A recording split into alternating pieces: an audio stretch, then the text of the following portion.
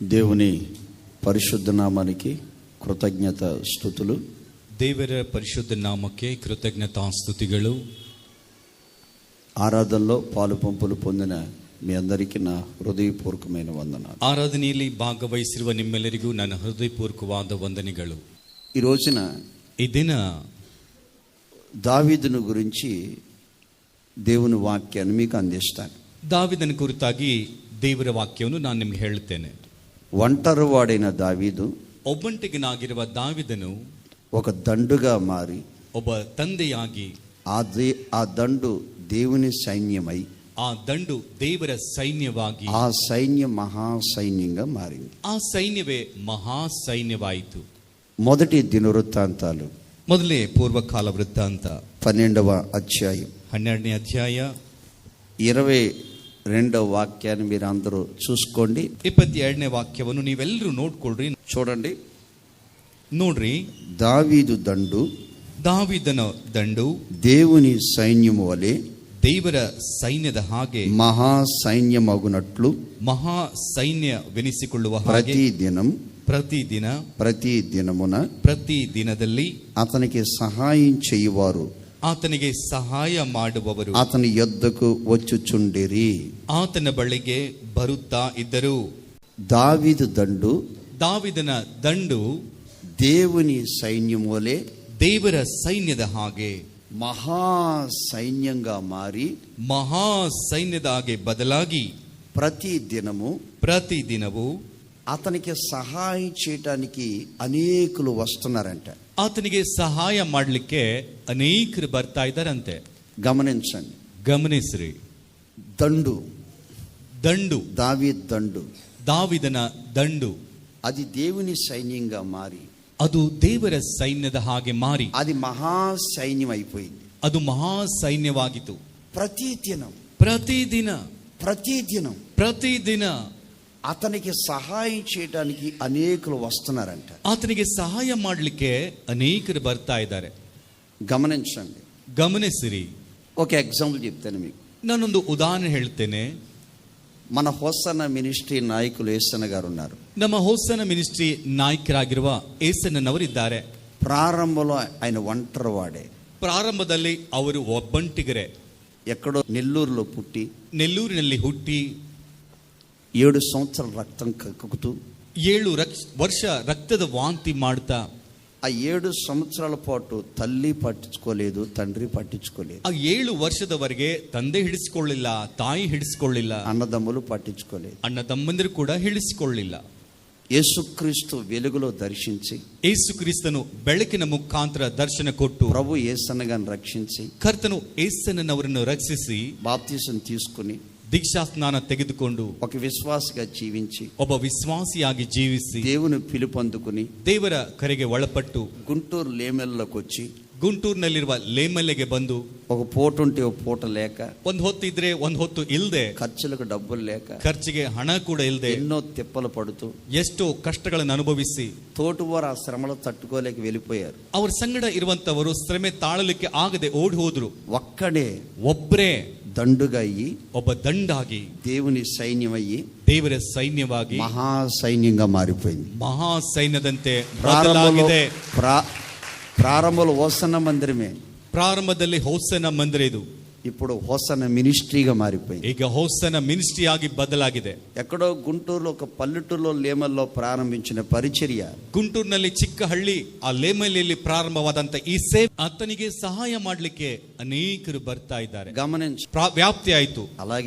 ಹಾಗೆ దావీదు యొక్క ದಾವಿದನ ದಂಡು దేవుని సైన్యం వలె ದೇವರ ಸೈನ್ಯದಂತೆ మహాసైన్యంగా మారి మహాసైన్యವಾಗಿ ಬದಲಾಗಿ ప్రతిదినము అతనికి సహాయం చేయడానికి అనేకులు వస్తా ఉన్నారు. ಮೇಲೆ ನಿಂದೆ ಹಾಕ್ತಾ ಇದ್ರೆ ಇದು ನಿಂದೆ ಅಲ್ಲ ಎಂಬುದಾಗಿ ಆಧಾರವಾಗಿ ನಿಲ್ಲುವಂತವರು ಯಾರು ಇಲ್ಲ. ఎంత కష్టపడుతున్నా నా కష్టాన్ని నా ఇంటి వారే నన్ను అర్థం చేసుకుంటలేదు. ನಾನು ಅದೆಷ್ಟೇ ಕಷ್ಟ ಪಡ್ತಾ ಇದ್ರು ಕೂಡ ನನ್ನ ಮನೆಯವರೇ ನನ್ನನ್ನು ಮೊದಲು ಅರ್ಥ ಮಾಡ್ಕೊಳ್ತಾ ಇಲ್ಲ. ఇలాగా అప్పుడప్పుడు కొన్నిసార్లు మనకు ఎదురయ్యే ఈ పరిస్థితులను బట్టి మనం కృంగిపోతూ ఉంటాం, నలిగిపోతూ ఉంటాం. ಅವಾಗ ಇಂಥ ಪರಿಸ್ಥಿತಿ ಎದುರಾಗುವುದರಿಂದ ನಾವು ಕುಗ್ಗಿ ಹೋಗುವಂತ ಪರಿಸ್ಥಿತಿಗೆ ಇಳಿಜಾರಿ ಹೋಗ್ತೇವೆ.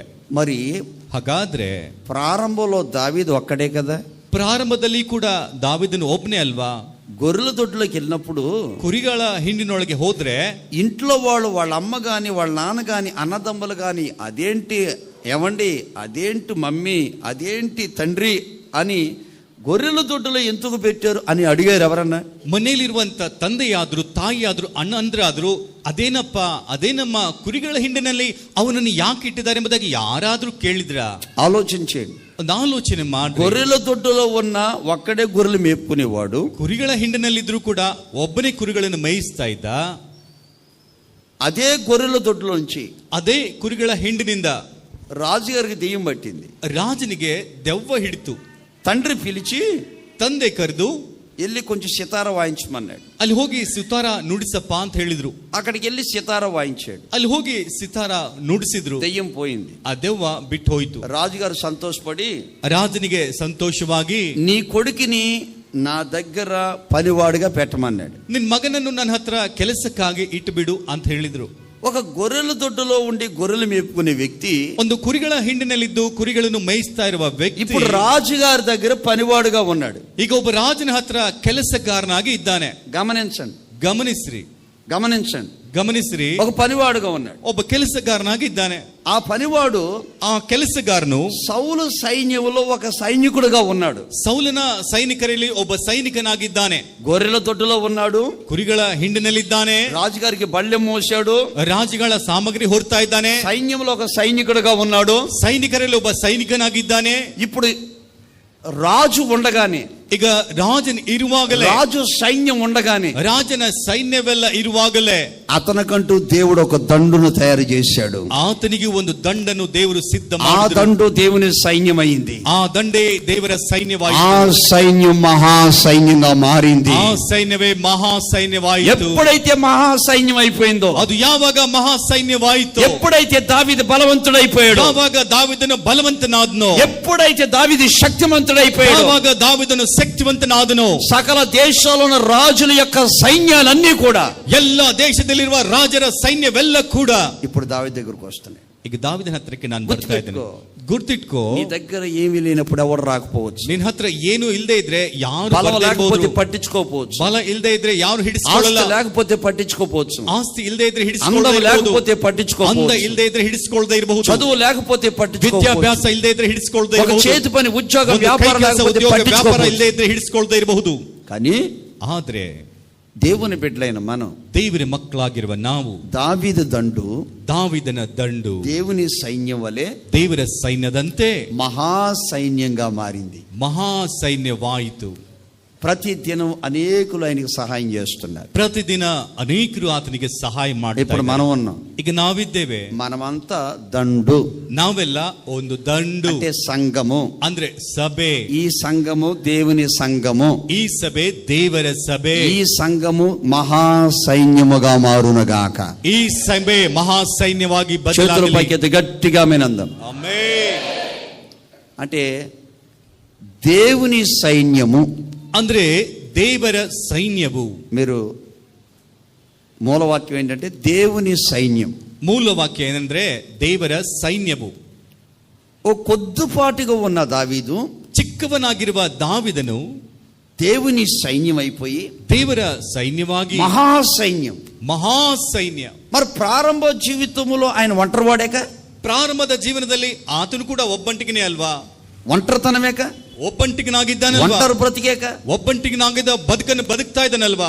చలికి వణికిపోయాడుక, ಚಳಿಯಲ್ಲಿ ನಡುಗ್ತಾ ಇದ್ದಾನಲ್ವಾ? ఎండకి ఎండాడుక, ಬಿಸಿಲಿನಲ್ಲಿ ಸುಡ್ತಾ ಇದ್ದಾನಲ್ವಾ? వర్షానికి తడిచాడుక, ಮಳೆಯಲ್ಲಿ ನೆನೀತಾ ಇದ್ದಾನಲ್ವಾ? రాజుగారి దగ్గర నిలబడి చేతులు కట్టుకుని బల్లెం పట్టుకున్నాడా లేదా? ರಾಜನ ಹತ್ರ ಕೈ ಕಟ್ಟಿಕೊಂಡು ಬಳ್ಳೆವನ್ನು ಹಿಡಿದುಕೊಂಡು ನಿಂತಿದ್ದಾನಲ್ವಾ?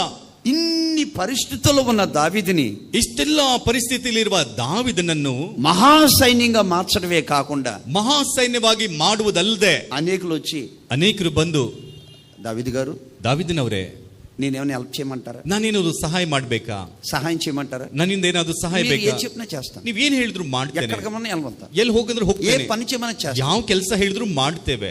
అంతకు ముందు సౌలు తరుగుతుంటే ఎవడన్నా ఉన్నాడా? ಅದಕ್ಕಿಂತ ಮುಂಚೆ ಸೌಲನ್ನು ಓಡಿಸ್ತಾ ಇದ್ರೆ ಯಾರಾದ್ರೂ ಇದ್ರ? ఈటి ఇసిరినప్పుడు ఎవడన్నా వచ్చాడా? ಈಟೆ ಬೀಸಾಡಿದ್ರೆ ಯಾರಾದ್ರೂ ಅಡ್ಡ ಬಂದ್ರ?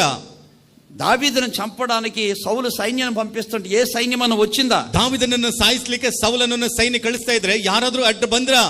రక్త సంబంధులు వచ్చారా? ರಕ್ತ ಸಂಬಂಧಿಕರು ಏನಾದ್ರೂ ಬಂದ್ರ? స్నేహితులు వచ్చారా? ಸ್ನೇಹಿತರು ಬಂದ್ರ? ఇరుగు పొరుగు వారు వచ్చారా? ನೆರೆಹೊರೆಯವರು ಬಂದ್ರ? ఎవరో రాలేదే. ಯಾರು ಬರ್ಲಿಲ್ವಲ್ಲ.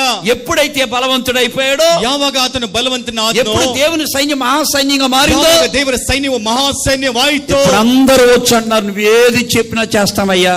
ಆಗ ಎಲ್ಲರೂ ಬಂದು ಹೇಳ್ತಾರೆ, ಅಯ್ಯ ನೀನ್ ಏನ್ ಹೇಳ್ತೀವೋ ಅದನ್ನೇ నా ಮಾಡ್ತೇವೆ. దేవుడు నిన్ను అలాగు చెయ్యునుగాక. ಆಮೆನ್. దండు నీవు దేవుని సైన్యమై మహాసైన్యముగా మారునగాక. ఆమేన్. గట్టిగా చెప్పండి. అప్పుడు నీకేమవుద్దంటే అనేకులు సహాయం చేస్తారు. ಆಗ ನಿನಗೇನಾಗ್ತದಂದ್ರೆ ಅನೇಕರು ಸಹಾಯ ಮಾಡ್ತಾರೆ. ఆమేన్.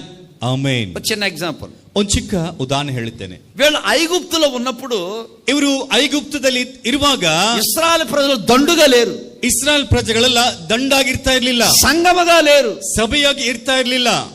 Independent mind.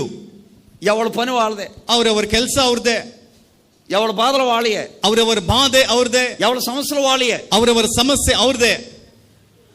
ఫరో తొక్కుతూ ఉండేవాడు. ಫರೋ ಎಲ್ಲರನ್ನು ತುಳಿತಾ ಇದ್ದ. ఎప్పుడైతే ಯಾವಾಗ వీరు గొర్రెపిల్ల రక్తంలో కడగబడి ಕುರಿಮರಿಯ ರಕ್ತದಿಂದ ಇವರು ತೊಳೆಯಲ್ಪಟ್ಟು ఒక సైన్యం అయిపోయి, ಒಂದು ಸೈನ್ಯವಾಗಿ, ಒಂದು ದಂಡು దేవుని సైన్యం అయిపోయి, ದೇವರ సైన్ಯವಾಗಿ, మహాసైన్యంగా మారి, ಮಹಾಸೈನ್ಯವಾಗಿ ಬದಲಾಗಿ, ఇప్పుడు సముద్రం కూడా వస్తే సముద్రం ఏం చేసింది? ಸಮುದ್ರದ ಬಳಿ ನಿಂತ್ಕೊಂಡ್ರೆ ಸಮುದ್ರ ಏನ್ ಮಾಡ್ತಾ ಇದೆ? సహాయం చేసి వారికి దారినిచ్చింది, ಸಹಾಯ ಮಾಡಿ ಅವರಿಗೆ ದಾರಿ ಕೊಡ್ತಾ ಇದೆ. అరణ్యంలోకి వెళ్ళినప్పుడు సహాయం అగ్ని స్తంభంగా ఉన్నది. ಅರಣ್ಯದಲ್ಲಿ ಹೋದಾಗ ಸಹಾಯವು ಅಗ್ನಿ ಸ್ತಂಭವಾಗಿದೆ. పగల మేఘ స్తంభంగా ఉన్నది. ಹಗಲು ಮೇಘ ಸ್ತಂಭವಾಗಿ ನಿಂತ್ಕೊಂಡಿದೆ. సహాయం ఆ గాలి ద్వారా ఆహారం వచ్చి పడుతుంది. ಸಹಾಯ ಗಾಳಿ ಮುಖಾಂತರ ಆಹಾರ ಬಂದು ಬೀಳ್ತಾ ಇದೆ. ఇలా ఎన్నో జరిగినాయి. ಹೀಗೆ ಅದೆಷ್ಟೋ ನಡೆದಿದೆ. ఎప్పుడు? ಯಾವಾಗ?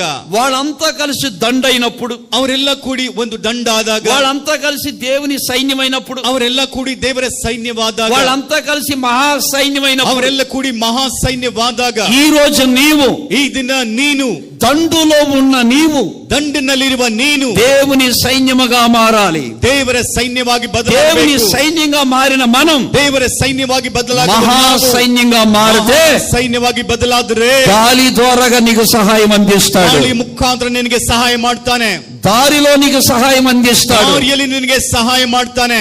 చీకటిలో కూడా నీకు చీకటిలో కూడా నీకు వెలుగు కాంతిని ఉదయింపజేస్తాడు. ಕತ್ತಲೆಯಲ್ಲಿ ಕಾರ್ಗತ್ತಲಲ್ಲಿ ಕೂಡ ದೇವರು ನಿನಗೆ ಬೆಳಕೆಂಬ ಸಹಾಯ ಮಾಡ್ತಾನೆ. ఆకలితో బాధపడుతున్న నీవు ఆ రోజున గాలి దూరగా ఇంటి ముందు పూరేళ్లు కురిపించినట్టుగా దేవుడు చేస్తాడు. ಹಸಿವಿನಿಂದ ಬಾಧೆ ಪಡುವಂತ ನೀನು ಗಾಳಿಯಿಂದ ನಿನ್ನ ಮನೆ ಮುಂದೆ ಒಳ್ಳೆ ಆಹಾರ ಬಂದು ಬೀಳುವ ಹಾಗೆ ದೇವರು ಮಾಡ್ತಾನೆ. ఈ ఆశీర్వాదాలు పొందాలి అంటే, ಇದೆಲ್ಲ ಆಶೀರ್ವಾದ ಹೊಂದಬೇಕಾದ್ರೆ దండులో ఉన్నవాడు ఏం చెయ్యాలి? ಆ ದಂಡಿನಲ್ಲಿರುವಂತವರು ಏನ್ ಮಾಡ್ಬೇಕು? దండులో ఉన్నవాడు ఏం చెయ్యాలి? ದಂಡಿನಲ್ಲಿರುವಂತವರು ಏನೇನ್ ಮಾಡ್ಬೇಕು? దండులో ఉన్నవాడు ఏం చెయ్యాలి? ದಂಡಿನಲ್ಲಿರುವಂತವರು ಏನ್ ಮಾಡ್ಬೇಕು? ఏం చేస్తే ಏನ್ ಮಾಡಿದ್ರೆ నువ్వు దేవుని సైన్యం అవుతావు? ನೀನು ದೇವರ ಸೈನ್ಯವಾಗ್ತೀಯಾ? ఆ దేవుని సైన్యం మహాసైన్యంగా మారితే, ಆ ದೇವರ ಸೈನ್ಯವು ಮಹಾಸೈನ್ಯವಾಗಿ ಬದಲಾದರೆ, నీవు అడిగి అడగక మునిపే సహాయం నీ దగ్గరకు వచ్చి నిలబడుగాక. ನೀನು ಕೇಳುವುದಕ್ಕಿಂತ ಮುಂಚೆ ಸಹಾಯ ನಿನ್ನ ಮುಂದೆ సహాయం నీ ఇంటి వాకిటి ఎదుట నిలబడుగాక. ಆಮೆನ್. ಸಹಾಯ ನಿನ್ನ ಬಾಗಿಲಿನ ಮುಂದೆ ಬಂದು ನಿಂತ್ಕೊಳ್ಳಲಿ. ఇప్పుడు దండులో ఉన్న మనం ఏం చేయాలి? ಈಗ ದಂಡಿನಲ್ಲಿರುವಂತ ನಾವು ಏನ್ ಮಾಡ್ಬೇಕು? ఒక 4 విషయాలు, ಒಂದು 4 ವಿಷಯ ಹೇಳ್ತೇನೆ. దేవుని వాక్యంలోంచి మీకు అందిస్తాను. ದೇವರ ವಾಕ್ಯದಿಂದ ನಾನು ಹೇಳ್ಕೊಡ್ತೇನೆ. దేవుని సైన్యం, ದೇವರ ಸೈನ್ಯ అంటే ఆ సైన్యంలో ఉన్న నీవు నేను ఏం చేయాలి? ಅಂದ್ರೆ ಆ ಸೈನ್ಯದಲ್ಲಿರುವಂತ ನೀನಾದ್ರೂ ನಾನಾದ್ರೂ ಏನ್ ಮಾಡ್ಬೇಕು? మొదటి మాట, ಮೊದಲನೇ ಮಾತು 2 తిమోతి పత్రిక, ತಿಮೋತಿದವರಿಗೆ ಬರೆದಂತ 2ನೇ ಪತ್ರಿಕೆ 2వ అధ్యాయం 2ನೇ ಅಧ್ಯಾಯ 4వ వాక్యాన్ని అందరూ చూసుకోండి. 4ನೇ ವಾಕ್ಯವನ್ನು ಎಲ್ಲರೂ ನೋಡ್ಕೊಳ್ರಿ. సైనికుడెవడును, ಸೈನಿಕನು ಯಾರು, యుద్ధమునకు పోనప్పుడు ಯುದ್ಧಕ್ಕೆ ಹೋಗುವಾಗಲೆಲ್ಲ తన్ను దండులో చేర్చుకున్న వారిని సంతోష పెట్టవలనని, ತನ್ನೊಂದು ದಂಡಿನಲ್ಲಿ ಸೇರಿಸಿಕೊಳ್ಳನವನು ಸಂತೋಷ ಪಡಿಸಬೇಕೆಂದು ఈ జీవన వ్యాపారంలో చిక్కుకొన్నాడు. ಈ ಜೀವನ ವ್ಯಾಪಾರದಲ್ಲಿ ಸಿಕ್ಕಿಕೊಳ್ಳಲ್ಲ. దండులో ఉన్నవాడు ದಂಡಿನಲ್ಲಿ ಇರುವಂತವರು తండ్రులో చేర్చుకున్న వాణ్ణి సంతోష పెట్టవలనని, ದಂಡಿನಲ್ಲಿ ಸೇರಿಸಿಕೊಂಡವನನ್ನು ಸಂತೋಷಪಡಿಸಬೇಕಂತ ఈ జీవన వ్యాపారంలో చిక్కుకొనడు. ಈ ಜೀವನ ವ್ಯಾಪಾರದಲ್ಲಿ ಸಿಕ್ಕಿಕೊಳ್ಳಲ್ಲ. ಅಂದ್ರೆ దండులో ఉన్నవాడు ఎవడైనా సరే మనుషులను సంతోష పెట్టేవాడుగా ఉండకూడదు. ದಂಡಿನಲ್ಲಿ ಇರುವಂತವರು ಯಾರು ಕೂಡ ಮನುಷ್ಯನನ್ನು ಸಂತೋಷಪಡಿಸುವವರಾಗಿ ಇರಬಾರದು. నా మాట అర్థమవుతుందా మీకు? ನನ್ನ ಮಾತು ನಿಮಗೆ ಅರ್ಥ ಆಗ್ತಾ ಇದೆಯಾ? నేను చెప్పేది మీకు అర్థమవుతుందా? ನಾನು ಹೇಳುವುದು ನಿಮಗೆ ಅರ್ಥ ಆಗ್ತಾ ಇದೆಯಾ?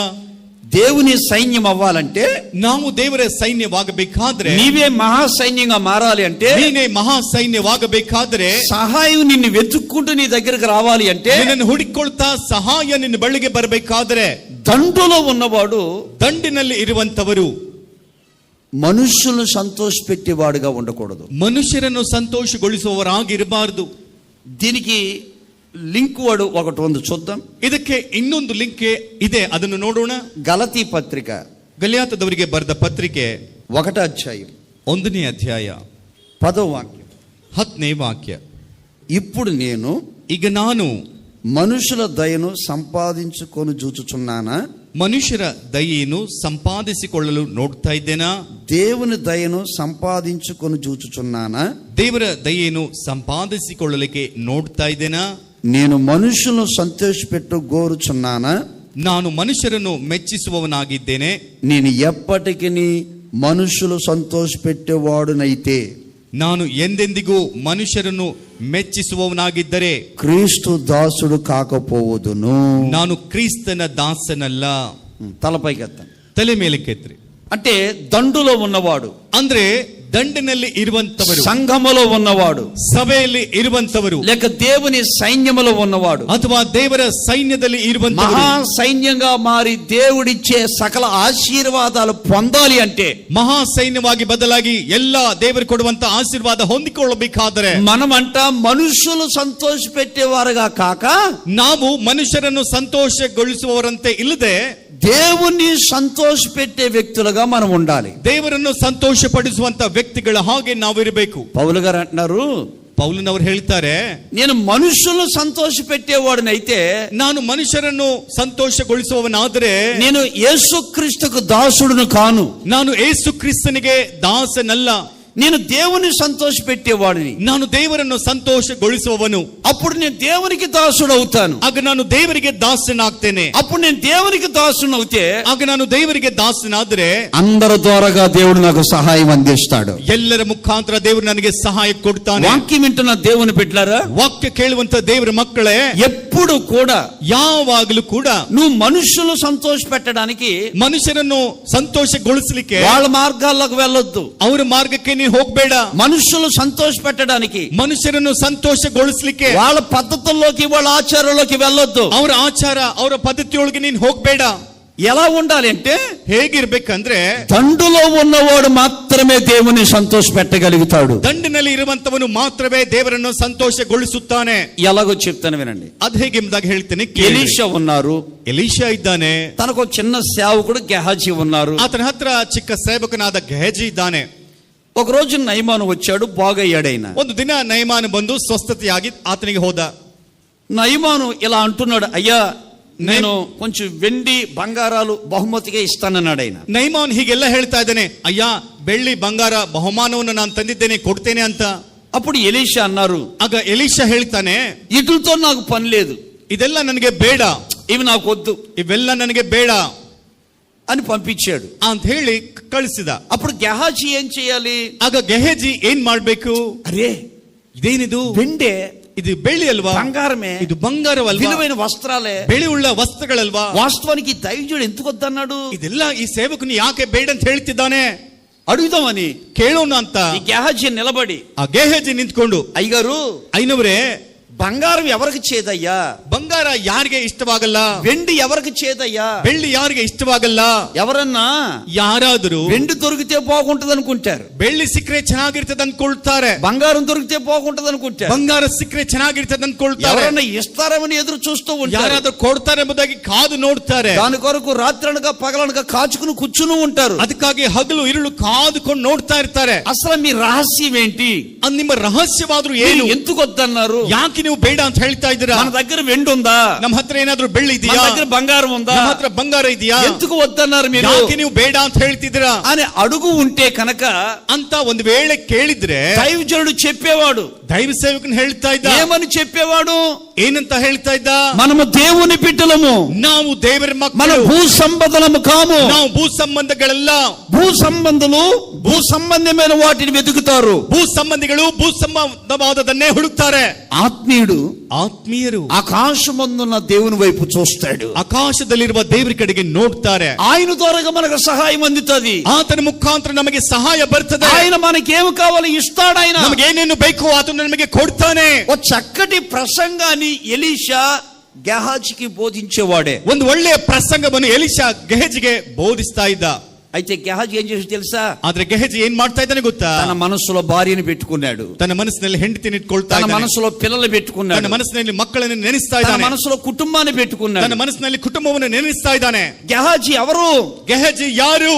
దేవుని బిడ్డ, ದೇವರ ಮಗ, దేవుని సేవకొచ్చాడు. ದೇವರ ಸೇವೆಗಾಗಿ ಬಂದಿದ್ದಾನೆ. గెహాజీ ఎవరు? ಗೆಹಜಿ ಯಾರು? దేవుని నమ్ముకున్న వ్యక్తి, ದೇವರನ್ನು ನಂಬಿಕೊಂಡಿರುವ ವ್ಯಕ್ತಿ, ఒక విశ్వాసిగా సంఘ సమాజంలోకి వచ్చిన వ్యక్తి, ಒಬ್ಬ ವಿಶ್ವಾಸಿಯಲ್ಲಿ ಸಭೆಯೊಳಗೆ ಬಂದಿರುವಂತ ವ್ಯಕ್ತಿ. ఇప్పుడు గెహాజీ మనసులో ఎవరున్నారంటే, ಈಗ ಗೆಹಜಿ ಮನಸ್ಸೊಳಗೆ ಯಾರಿದ್ದಾರೆ ಅಂದ್ರೆ, దేవుడు నన్ను రక్తంలో కడిగాడే, ದೇವರು ತನ್ನ ರಕ್ತದಿಂದ ನನ್ನನ್ನು ತೊಳೆದಿದ್ದಾನೆ. దుమ్ము దుమ్ము అంటది, కొంచెం తగ్గించు. దేవుడు నన్ను రక్తంలో కడిగాడే, ದೇವರು ನನ್ನನ್ನು ರಕ್ತದಿಂದ ತೊಳೆದಿದ್ದಾನೆ, లోకాన్ని నుంచి నన్ను ప్రత్యేకపరిచాడే, ಲೋಕದಿಂದ ಪ್ರತ್ಯೇಕಗೊಳಿಸಿದ್ದಾನೆ. ఈ రోజున ಈ ದಿನ ఎవరిని సంతోషపరచాలి? ಯಾರನ್ನು ಸಂತೋಷಗೊಳಿಸಬೇಕು? ఉద్యోగంలో దేవుడు నన్ను కాపాడుతున్నాడు అంటే నేను దేవుని సంతోషపరచాలక? ಉದ್ಯೋಗದಲ್ಲಿ ದೇವರು ನನ್ನನ್ನು ಕಾಪಾಡ್ತಾ ಇದ್ದಾನೆ ಅಂದ್ರೆ ನಾನು ದೇವರನ್ನು ಸಂತೋಷಗೊಳಿಸಬೇಕಲ್ವಾ? యవన కాలంలో ఆడపిల్లలైనా మగపిల్లకైనా కాలేజీకి వెళ్ళి వస్తున్నారు అంటే దేవుడు వాళ్ళని కాపాడుతున్నాడు కాబట్టి దేవుని సంతోషపరచాలి. ಯವನ ಕಾಲದಲ್ಲಿರುವ ಹೆಣ್ಮಕ್ಕಳಾದ್ರೂ ಗಂಡ್ಮಕ್ಕಳಾದ್ರೂ ಕಾಲೇಜಿಗೆ ಹೋಗಿ ಬರ್ತಾ ಇದ್ದಾರೆ ಅಂದ್ರೆ ಅವರನ್ನು ದೇವರನ್ನು ಅವರು ಸಂತೋಷಗೊಳಿಸಬೇಕು. సహోదరులు, నీ భర్త డ్యూటీకి వెళ్ళి క్షేమంగా తిరిగి వచ్చి నెల అయ్యేసరికి శాలరీ ఇస్తున్నాడంటే ఎవరిని బట్టి నువ్వు సంతోషపడాలి?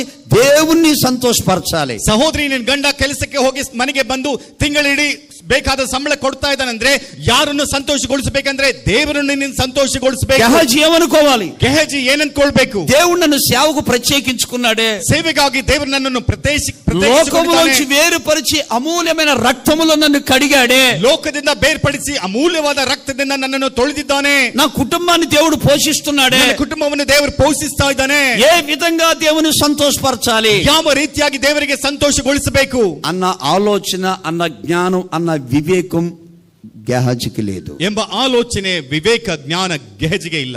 చూడండి, ನೋಡ್ರಿ, ఎప్పుడైతే ಯಾವಾಗ దేవుడు తన పట్ల సంతోషపడలేదు, దుఃఖపడ్డాడు. ದೇವರು ಆತನ ಕಡೆಗೆ ಸಂತೋಷ ಪಡಲಿಲ್ಲ, ದುಃಖ ಪಡ್ತಾ ಇದ್ದಾರೆ. ఈరోజు గమనించండి, ಇದನ್ನ ಗಮನಿಸಿರಿ. మీరు మనుషులను సంతోషపరుస్తున్నారా, దేవుని సంతోషపరుస్తున్నారా? ಮನುಷ್ಯರನ್ನು ನೀವು ಸಂತೋಷ ಪಡಿಸ್ತಾ ಇದ್ದೀರಾ ಅಥವಾ ದೇವರನ್ನು ಸಂತೋಷ ಪಡಿಸ್ತಾ ಇದ್ದೀರಾ? వాళ్ళకి నచ్చినట్టుగా వీళ్ళకి నచ్చినట్లుగా బట్టలు వేసుకుంటున్నారా? ಅವರಿವರಿಗೆ ಇಷ್ಟವಾಗುವ ಹಾಗೆ ನೀವು ಬಟ್ಟೆ ಹಾಕೊಳ್ತಾ ಇದ್ದೀರಾ? రే ఆడేమైనా బాధపడతాడు వాడితో కలిసి తాగడానికి వెళ్తున్నారా? ಅವನೇನಾದ್ರೂ ಅನ್ಕೊಳ್ತಾನೆ ಎಂಬುದಾಗಿ ಅವನೊಂದಿಗೆ ಕೂಡಿ ಕುಡಿಲಿಕ್ಕಾಗಿ ಹೋಗ್ತಾ ಇದ್ದಾರೆ. వాళ్ళు ఏమైనా అనుకుంటారని వాళ్ళ ఆచారాల్లో పాలు పంపులు పొందుతున్నారు. ಅವನೇನಾದ್ರೂ ಅನ್ಕೊಳ್ತಾರೆ ಎಂಬುದಾಗಿ ಅವರ ಆಚಾರದಲ್ಲಿ ನೀವು ಭಾಗವಹಿಸ್ತಾ ಇದ್ದೀರಾ? చూడండి, ನೋಡ್ರಿ, దేవుడు మన విషయంలో సంతోషపడాలి. ನೋಡ್ರಿ, ದೇವರು ನಮ್ಮ ವಿಷಯದಲ್ಲಿ ಸಂತೋಷ ಪಡಬೇಕು. అంటే మన మాట అయినా, మన చూపైనా, మన ప్రవర్తన అయినా, మన చేతి పైన అయినా ఏదే కానీ మనము ఆయన సంతోషపరిచే బిడ్డగా బ్రతుకునగాక. ಆಮೇನ್. ನಮ್ಮ ಮಾತಾದ್ರೂ ನಮ್ಮ ನೋಟವಾದ್ರೂ ನಾವು ಏನೇ ಮಾಡಿದ್ರು ಕೂಡ ಆತನನ್ನು ಸಂತೋಷ ಪಡಿಸುವವರಾಗಿ ನಾವು ಇರಬೇಕು. చేతుల పైకి గట్టిగా మేనందాం. మరొక్కసారి గమనించండి, ಗಮನಿಸ್ರಿ. అదే నువ్వు ప్రార్థన చేసుకున్నావు అనుకో, ಅದೇ ನೀನು ಚೆನ್ನಾಗಿ ಪ್ರಾರ್ಥನೆ ಮಾಡ್ಕೊಂಡ್ರೆ అది దేవుడు సంతోషపడతాడు. ಅದು ನೋಡಿ ದೇವರು ಸಂತೋಷ ಪಡ್ತಾನೆ. ఆదివారం ఆరాధనకి ಭಾನುವಾರ ಆರಾಧನೆಗೆ నువ్వు లేటుగా వచ్చావు అనుకో, ನೀನ್ ತಡವಾಗಿ ಬಂದ್ರೆ దేవుడు సంతోషపడతాడా, దుఃఖపడతాడా? ದೇವರು ಸಂತೋಷ ಪಡ್ತಾನ ಅಥವಾ ದುಃಖ ಪಡ್ತಾನ? ఆలోచించండి. ಆಲೋಚನೆ ಮಾಡ್ರಿ. కట్టుకున్న భర్త 7 గంటలు రావాల్సినోడు 11 గంటలకు వస్తే భార్యకి సంతోషమా, దుఃఖమా? ನೀನ್ ಕಟ್ಕೊಂಡಿರುವ ಗಂಡ 7 ಗಂಟೆಗೆ ಬರಬೇಕಾದಂತವನು 11 ಗಂಟೆಗೆ ಬಂದ್ರೆ ಹೆಂಡತಿಗೆ ಸಂತೋಷವಾ ಅಥವಾ ದುಃಖವಾ? సహోదరులు చెప్పండి, సంతోషమా దుఃఖమా? ಸಹೋದರ ಹೇಳ್ರಿ, ಸಂತೋಷವಾ ಅಥವಾ ದುಃಖವಾ? ఆలోచించండి. ಆಲೋಚನೆ ಮಾಡ್ರಿ. దుఃఖమేక? ದುಃಖವೇ ತಾನೆ. అంటే భర్తే ఇంటికి లేటుగా వస్తే భార్యకు దుఃఖమైతే, ಗಂಡ ಮನೆಗೆ ತಡವಾಗಿ ಬಂದ್ರೆ ಹೆಂಡತಿಗೆ ದುಃಖವಾದ್ರೆ భార్య టయానికి పెట్టకపోతే భర్తకే దుఃఖం అయితే, ಸಮಯಕ್ಕೆ ಸರಿಯಾಗಿ ಊಟ ಬಡಿಸದೆ ಹೋದ್ರೆ ಗಂಡನಿಗೆ ಸಿಟ್ಟು ಬಂದ್ರೆ, మరి దండులో ఉన్నవాడు, ಹಾಗಾದ್ರೆ ದಂಡಿನಲ್ಲಿರುವಂತವರು మరి దేవుని సన్నిధికి లేటుగా వస్తే దేవుడు సంతోషపడతాడా? ದೇವರ ಸನ್ನಿಧಾನಕ್ಕೆ ತಡವಾಗಿ ಬಂದ್ರೆ ದೇವರು ಏನಾದ್ರೂ ಇಷ್ಟಪಡ್ತಾನ? గమనించండి, ಗಮನಿಸಿರಿ. నీవు నేను ఎలా ఉండాలంటే, ನಾನು ನೀನು ಹೇಗಿರ್ಬೇಕಂದ್ರೆ దండు సైన్యం అయ్యి, ದಂಡು ಸೈನ್ಯವಾಗಿ, ఆ సైన్యం మహా సైన్యంగా మారి, ಆ ಸೈನ್ಯವು ಮಹಾ ಸೈನ್ಯವಾಗಿ నీకు దేవుని ద్వారా సహాయం అందాలి అంటే, ನಿನಗೆ ದೇವರಿಂದ ಸಹಾಯ ಸಿಗಬೇಕಾದ್ರೆ మనం మనుషులు సంతోష పెట్టేవాళ్ళుగా ఉండకూడదు. ಮನುಷ್ಯರನ್ನು ಸಂತೋಷಗೊಳಿಸುವವರಾಗಿ ನಾವು ಇರಬಾರ್ದು. దేవుని సంతోష పెట్టేవాళ్ళుగా ఉండాలి. ದೇವರನ್ನು ಸಂತೋಷ ಪಡಿಸುವವರಾಗಿ ನಾವು మీరు ಇರಬೇಕು. గమనించండి, ನೀವು ಗಮನಿಸಿರಿ. ఇందులోనే దావీదు గురించి మీకు చెప్తాను. ಇದ್ರೊಳಗೆ ದಾವೀದನ ಕುರಿತಾಗಿ ನಾನು ಹೇಳ್ತೇನೆ. దేవుని సంతోష పెట్టేవాడికి, ದೇವರನ್ನು ಸಂತೋಷ ಪಡಿಸುವವನಿಗೆ ఎప్పుడైనా ప్రమాదం వస్తే, ఎప్పుడైనా ఆపద వస్తే దేవుడే కాపాడుతాడు. ಯಾವಾಗಾದ್ರೂ ವಿಪತ್ತೇನಾದ್ರೂ ಬಂದ್ರೆ, ಆಪತ್ತು ಬಂದ್ರೆ ದೇವರೇ ಮೊದಲು ಕಾಪಾಡ್ತಾರೆ. కానీ మనుషులు సంతోష పెట్టేవాడికి, ಆದ್ರೆ ಮನುಷ್ಯರನ್ನು ಸಂತೋಷ ಪಡಿಸುವವರಿಗೆ ఆపద వస్తే దేవుడు ఆ వ్యక్తిని కాపాడలేడు. ವಿಪತ್ತು ಏನಾದ್ರೂ ಬಂದೆ ದೇವರು ಆ ವ್ಯಕ್ತಿಯನ್ನು ಕಾಪಾಡಲ್ಲ. శాపం వస్తే దేవుడు ఆ వ్యక్తిని ఆదుకోలేడు. ಶಾಪ ಬಂದ್ರೆ ದೇವರು ಆ ವ್ಯಕ್ತಿಯನ್ನು ಆದರಣೆ ತೋರಿಸಲ್ಲ. రోగం వేస్తే ఆ వ్యక్తిని దేవుడు ఇడిపించలేడు. ರೋಗ ಬಂದ್ರೆ ಆ ವ್ಯಕ್ತಿಯನ್ನು ದೇವರು ಬಿಡುಗಡೆ ಮಾಡಲ್ಲ. కీడులోకి వెళ్తే బయటికి తీసుకొచ్చి మేలు చేయలేడు. ಕೇಡಿಗೆ ಹೋದ್ರೆ ಹೊರಗೆ ತಂದು ಮೇಲು ಮಾಡಲ್ಲ. గమనించండి, ಗಮನಿಸಿರಿ. దావీదు ఉన్నాడు. ದಾವೀದ ಇದ್ದಾನೆ. ದಾವೀದನು ఓ రోజున వాళ్ళ నాన్న ಒಂದು ದಿನ క్యారేజీ తీసుకెళ్లి యుద్ధంలో ఉన్న అన్నయ్యలకు ఇమ్మన్నాడు. ಒಂದು ದಿನ ಅವ್ರ ತಂದೆ ಯುದ್ಧದಲ್ಲಿರುವಂತ ಅಣ್ಣಂದ್ರಿಗೆ ಕ್ಯಾರೇಜ್ ತೆಗೆದುಕೊಂಡು ಹೋಗಿ ಕೊಡು ಅಂತ ಹೇಳಿದ್ರು. సరే భోజనం తీసుకెళ్ళాడు. ಸರಿ, ಊಟ ತೆಗೆದುಕೊಂಡು ಹೋದ. అక్కడ గొల్లియాతు విపరీతమైన దూషణ మాటలు మాట్లాడుతున్నాడు. ಅಲ್ಲಿ ಗೊಲಿಯಾತನು ವಿಪರೀತವಾದ ದೂಷಣೆಯ ಮಾತನ್ನು ಮಾತಾಡ್ತಾ ಇದ್ದಾನೆ. అన్నయ్యలతో అంటాడు, ಅಣ್ಣಂದ್ರೊಂದಿಗೆ ಹೇಳ್ತಾನೆ, వాడిని వెళ్ళి చంపేస్తానని. ಅವನನ್ನು ಹೋಗಿ ನಾನು ಸಾಯಿಸ್ತೇನೆ.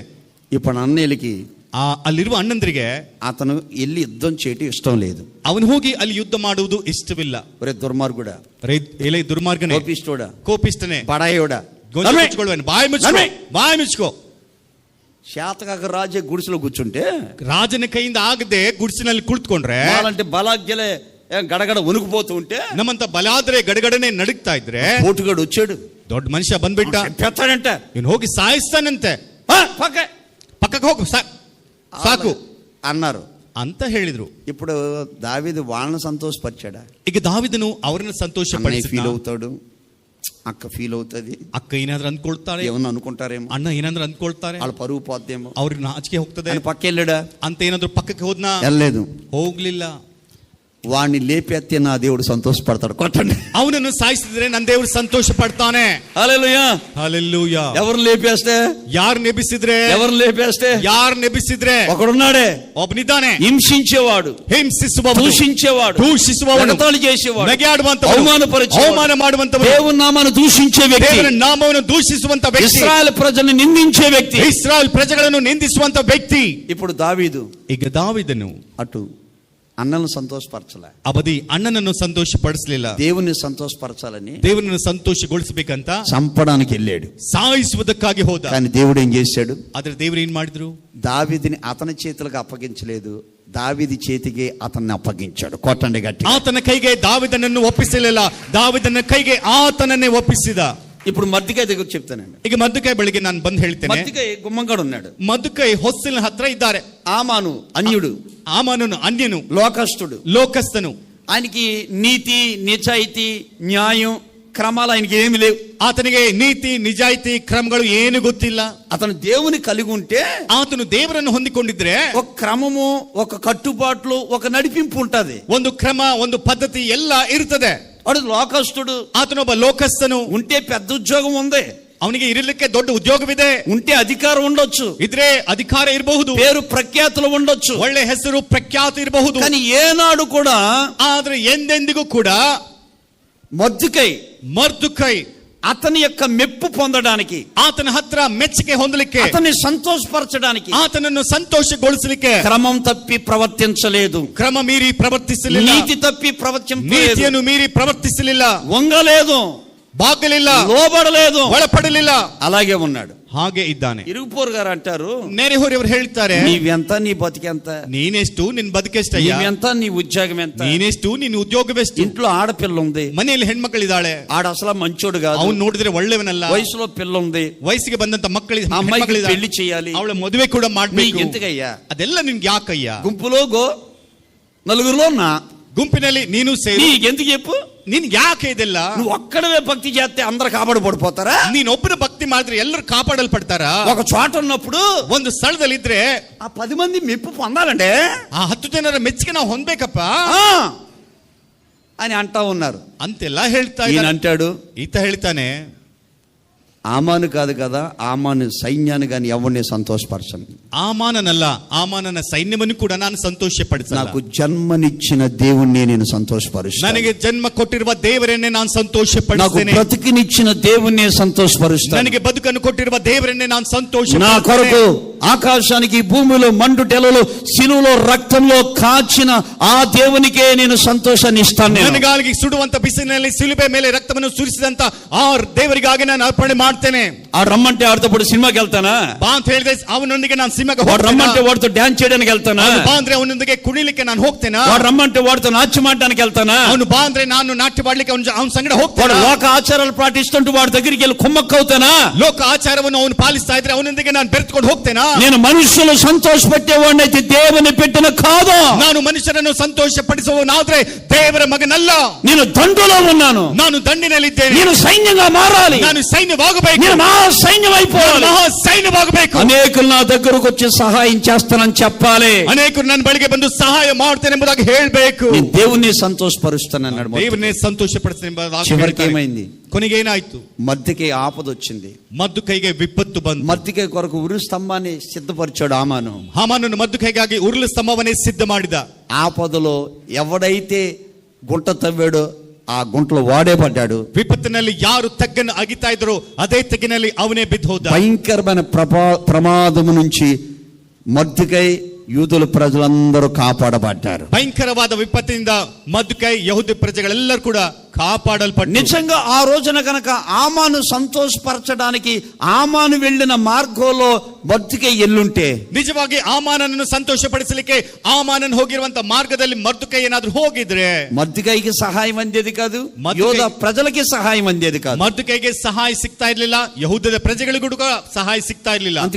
ఎవరు సంతోషపరచాలని మీరు పెయింట్లు వేస్తున్నారు, ಯಾರನ್ನು ಸಂತೋಷಗೊಳಿಸಲಿಕ್ಕೆ ಬಣ್ಣ ಹಚ್ಕೊಳ್ತಾ ಇದ್ದೀರಾ, మీరు ఎవరు సంతోషపడాలని బట్టలేస్తున్నారు, ಯಾರನ್ನ ಸಂತೋಷ ಪಡಿಸಲಿಕ್ಕೆ ಒಳ್ಳೆ ಬಟ್ಟೆ ಹಾಕೊಳ್ತಾ ಇದ್ದೀರಾ. గమనించండి. ಗಮನಿಸ್ರಿ, నీ మాట అయినా, ನಿನ್ನ ಮಾತಾದ್ರೂ, నీ వస్త్రధారణ అయినా, ನಿನ್ನ ವಸ್ತ್ರ ಧಾರಣೆ నీ ಆದ್ರೂ, ಪ್ರವರ್ತನೆ అయినా, ನಿನ್ನ ಪ್ರವರ್ತನೆ ಆದ್ರೂ, నీ ద్వారాగా ನಿನ್ನಿಂದ దేవుడు సంతోషపండుగాక, ದೇವರು ಸಂತೋಷ ಪಡ್ಲಿ, నీవే దేవుని సంతోషపరచునుగాక.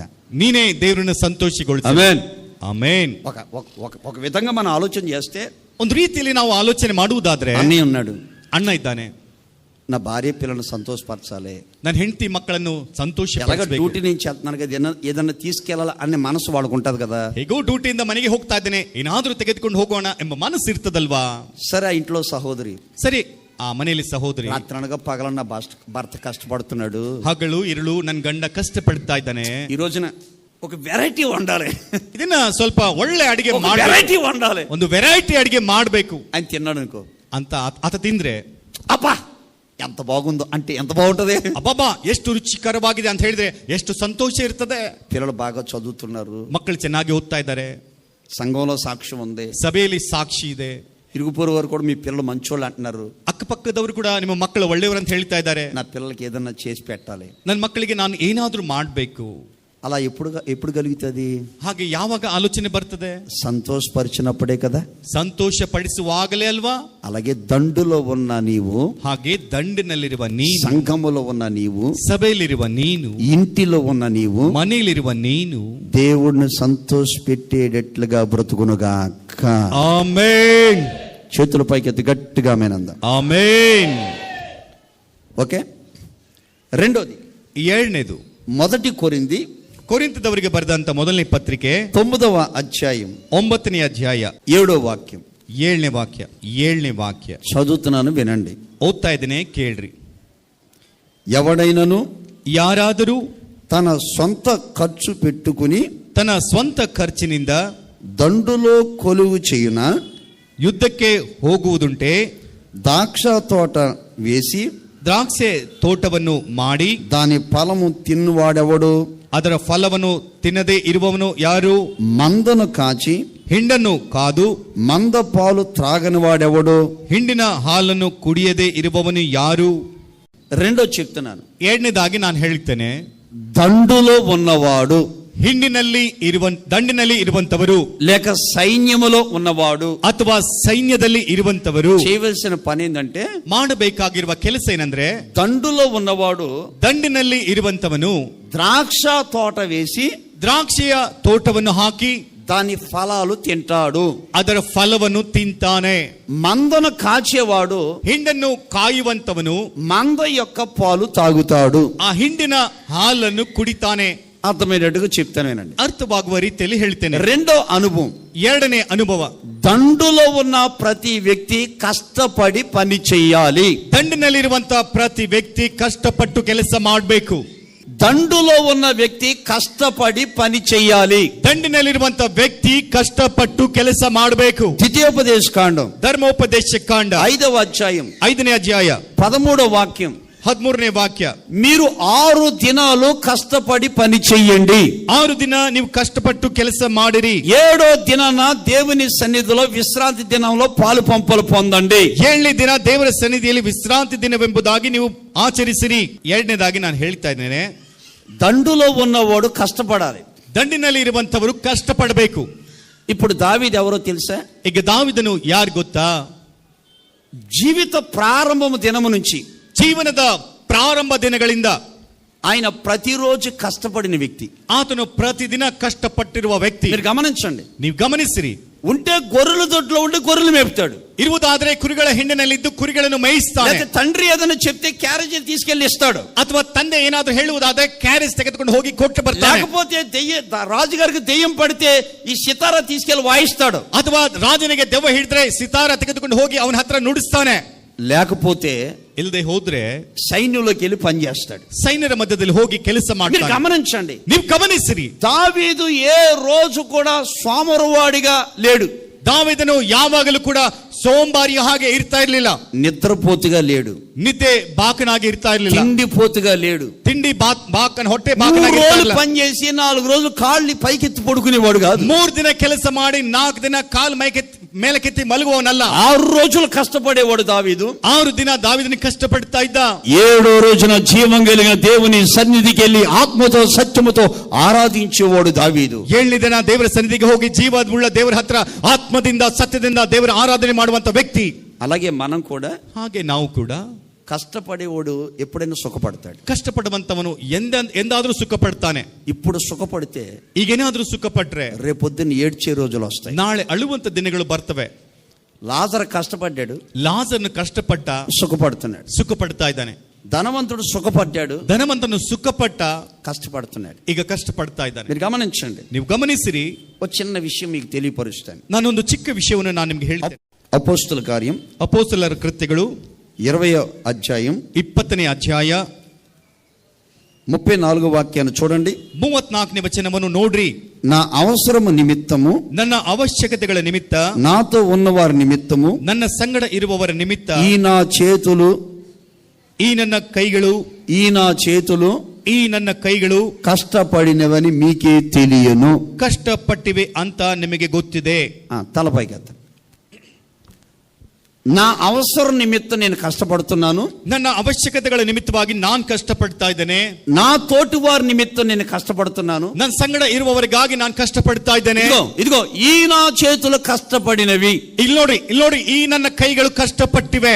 గమనించండి, ಗಮನಿಸಿರಿ. కొన్ని కుటుంబాల్లో చూడండి, ಕೆಲವು ಕುಟುಂಬಗಳಲ್ಲಿ ನೋಡ್ರಿ, భార్యేమో ಹೆಂಡತಿ ನೋಡಿದ್ರೆ ఆ షాపులో ఈ షాపులో పని చేస్తూ ఉంటది. ಆ ಅಂಗಡಿಯಲ್ಲಿ ಈ ಅಂಗಡಿಯಲ್ಲಿ ಕೆಲಸ ಮಾಡ್ತಾ ಇರ್ತಾಳೆ. 4 రూపాయలు తీసుకొచ్చి 4 ರೂಪಾಯಿ ಹಣ ತಂದು కుటుంబాన్ని పోషిస్తూ ఉంటది. ಕುಟುಂಬದ ಪೋಷಣೆ ಮಾಡ್ತಾ ಇರ್ತಾಳೆ. కొంతమంది భర్తలేమో, ಇನ್ನು ಕೆಲವರು ಗಂಡಂದಿರು, గమనించండి, ಚೆನ್ನಾಗಿ ಗಮನಿಸಿರಿ, 3 రోజులు పనికి వెళ్తారు, 3 ದಿನ ಕೆಲಸಕ್ಕೆ ಹೋಗ್ತಾರೆ, 4 రోజులు 4 ದಿನ ఏదో సపరేట్ డ్రెస్ వేసుకుంటారు, ಯಾವುದೋ ಸಫಾರಿ ಬಟ್ಟೆ ಹಾಕೊಳ್ತಾರೆ, అక్కడ మీటింగ్ ఉందని పరిగెడతారు, ಅಲ್ಲಿ ಮೀಟಿಂಗ್ ಇದೆ ಅಂತ ಓಡ್ತಾರೆ, ఎక్కడ మీటింగ్ ఉందని పరిగెడతారు, ಇಲ್ಲಿ ಮೀಟಿಂಗ್ ಇದೆ ಅಂತ ಓಡ್ತಾರೆ. విశ్వాసంలో నేను విశ్వాసం అంటాడు, ವಿಶ್ವಾಸಿಗಳಲ್ಲಿ ನಾನು ವಿಶ್ವಾಸ ಅಂತ ಹೇಳ್ತಾರೆ, సేవకుల్లో నేను సేవకుని అంటాడు. ಸೇವಕರಲ್ಲಿ ನಾನು ಕೂಡ ಸೇವಕನಂತ ಹೇಳ್ತಾರೆ. అర్థమవుతుందా?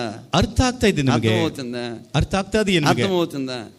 నీకు ఈ కూతుర్ని ఇచ్చాడే, ನಿನಗೆ ಹೆಣ್ಮಕ್ಳನ್ನು నీకు ಕೊಟ್ಟಿದ್ದಾನೆ, కొడుకుల్ని ఇచ్చాడే, ನಿನಗೆ ಗಂಡು ಮಕ್ಕಳನ್ನು నీకు ಕೊಟ್ಟಿದ್ದಾನೆ, భార్యని ఇచ్చాడే, ನಿನಗೆ ಹೆಂಡತಿಯನ್ನು నీకు ಕೊಟ್ಟಿದ್ದಾನೆ. మనసు ఎలా వస్తుంది? ನಿನಗೆ ಮನಸ್ಸಾದ್ರೂ ಹೇಗೆ ಬರ್ತಾ నీకు ಇದೆ? సహాయం ఎలా ఇస్తాడు? ನಿನಗೆ ಸಹಾಯ ಹೇಗೆ ಮಾಡ್ತಾನೆ? ఒక తండ్రిగా నువ్వు కష్టపడాలి కదా. ಒಬ್ಬ ತಂದೆ ಆದಂತ ನೀನು ಕಷ್ಟಪಡ್ಬೇಕಲ್ವಾ? సరే, ఇంట్లో భార్య ఉంది, ಸರಿ, ಮನೆಯಲ್ಲಿ ಹೆಂಡತಿ ಇದ್ದಾಳೆ, భర్త పనికి వెళ్ళాడు, ಗಂಡ ಕೆಲಸಕ್ಕೆ ಹೋದ, ఇంట్లో తల్లిగా నువ్వు ఉన్నావు, ಮನೆಯಲ್ಲಿ ತಾಯಿಯಾಗಿ ఇంటి పనులు నువ్వు చేసుకోవాలిగా. ಮನೆ ಕೆಲಸ ನೀನ್ ತಾನೇ ఇంట్లో వంట ಮಾಡ್ಕೊಳ್ಬೇಕಾಗಿತ್ತು. వండకుండా, ಮನೆಯಲ್ಲಿ ಅಡಿಗೆ ಮಾಡಿ, ఇంట్లో బట్టలు ఉతకకుండా, ಮನೆಯಲ್ಲಿ ಬಟ್ಟೆ ಒಗೆದೆ, పక్కింటికి వెళ్ళిపోయి ಪಕ್ಕದ ಮನೆಗೆ ಹೋಗಿ సులోచన ఆ ఆంటీ పక్కింటి విషయం ఏంటి, ಚಿಕ್ಕಮ್ಮ ಸುಲೋಚನಾ ಪಕ್ಕದ ಮನೆಯವರ ವಿಷಯ ಇಲ್ಲ, ಏನಾಯ್ತು ಹೇಗೆ ಅಂತ ಕೇಳ್ತಾರೆ. ఆలోచించండి, ಆಲೋಚನೆ ಮಾಡ್ರಿ. ఎవరి పరిధిలో వాళ్ళు కష్టపడాలి, ಅವರವರ ಕೆಲಸದಲ್ಲಿ ಅವ್ರು ಕಷ್ಟಪಡಬೇಕು.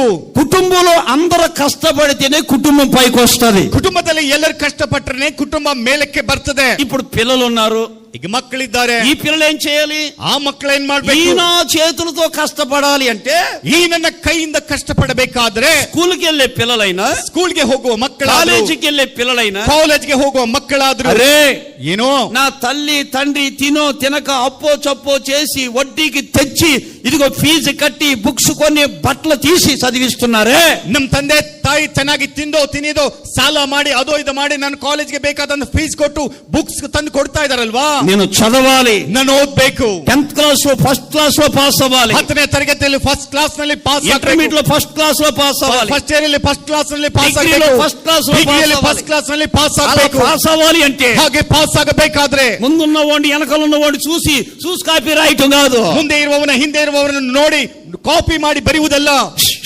చూపించు. ಸ್ವಲ್ಪ ತೋರಿಸು. పౌలు గారు ఏమంటారు? కొద్ది పెట్టు అట్లా. చేతులు కష్టపడ్డాయి, ಕೈ ಕಷ್ಟಪಡ್ತಾ ಇವೆ. గుర్తుపెట్టుకుని చదువుకునే పిల్లలు, ಓದುವಂತ ಮಕ್ಕಳು ಗುರ್ತಿಟ್ಕೊಳ್ರಿ, మీ మనస్సును చదువు మీద పెట్టాలి, ನಿಮ್ಮ ಮನಸ್ಸೆಲ್ಲ ಓದುವುದ ಮೇಲೆ ಇಡಬೇಕು. కొంతమంది చూడండి పిల్లలు, మమ్మీ, ಕೆಲವರು ಮಕ್ಕಳನ್ನ ನೋಡ್ರಿ, ಮಮ್ಮಿ నెప్పుగా ఉంది మమ్మీ, నువ్వు రాయకూడదు నోట్స్, ಕೈ ನೋಸ್ತಾ ಇದೆ, ನೋಟ್ಸ್ ನೀನ್ ಬರಿಬಹುದಲ್ವಾ ಮಮ್ಮీ? వాక్యం ఏం చెప్తుంది? ವಾಕ್ಯ ಏನ್ ಹೇಳ್ತದೆ? నీ చేతులతోనే రాయాలి, నీ చేతులతోనే కష్టపడాలి. మమ్మీ హెల్ప్ చేయటం ఏంటి, నాన్న హెల్ప్ చేయటం ఏంటి? ఎగ్జామ్ లో వాళ్ళు హెల్ప్ చేస్తారు వచ్చి. ನಿನ್ನ ಕೈಯಿಂದ ನೀನ್ ಕಷ್ಟಪಡಬೇಕು. ಮಮ್ಮಿ ಬರೆಯುವುದೇನು, ತಂದೆ ಬರೆಯುವುದೇನು, ಎಕ್ಸಾಮ್ ಅವರೇನಾದ್ರು ಬಂದು ಬರೀತಾರ? మనకు చిన్నప్పుడు ನಾವು ಚಿಕ್ಕವರಾಗಿರುವಾಗ ఇగో పలక ఎలా ఉండేది, ಪಾರ್ಟಿ ಹೀಗಿರ್ತಾ ఈ ಇತ್ತು. పలక మీద ಈ ಪಾರ್ಟಿ ಮೇಲೆ ఆ రాయిపించేవారు, ಬರಿಸ್ತಾ ಇದ್ರು. ఆ ಆ ఈ ఈ ಈ ಈ మళ్ళా పలక తిప్పి ಮತ್ತೆ ಪಾರ್ಟಿ ತಿರುಗಿಸಿ ఊ, ಊ ಊ తర్వాత ఏ ఏ ಏ ಏ అంతేనా? ಅಷ್ಟೇನಾ? ఏమో నాకు కూడా గుర్తులేదు. హల్లెలూయా. ఇప్పుడు ఇంటికి వచ్చిన తర్వాత ಈಗ ಮನೆಗೆ ಬಂದ ನಂತರ చేయి పట్టి ಕೈ ಹಿಡಿದು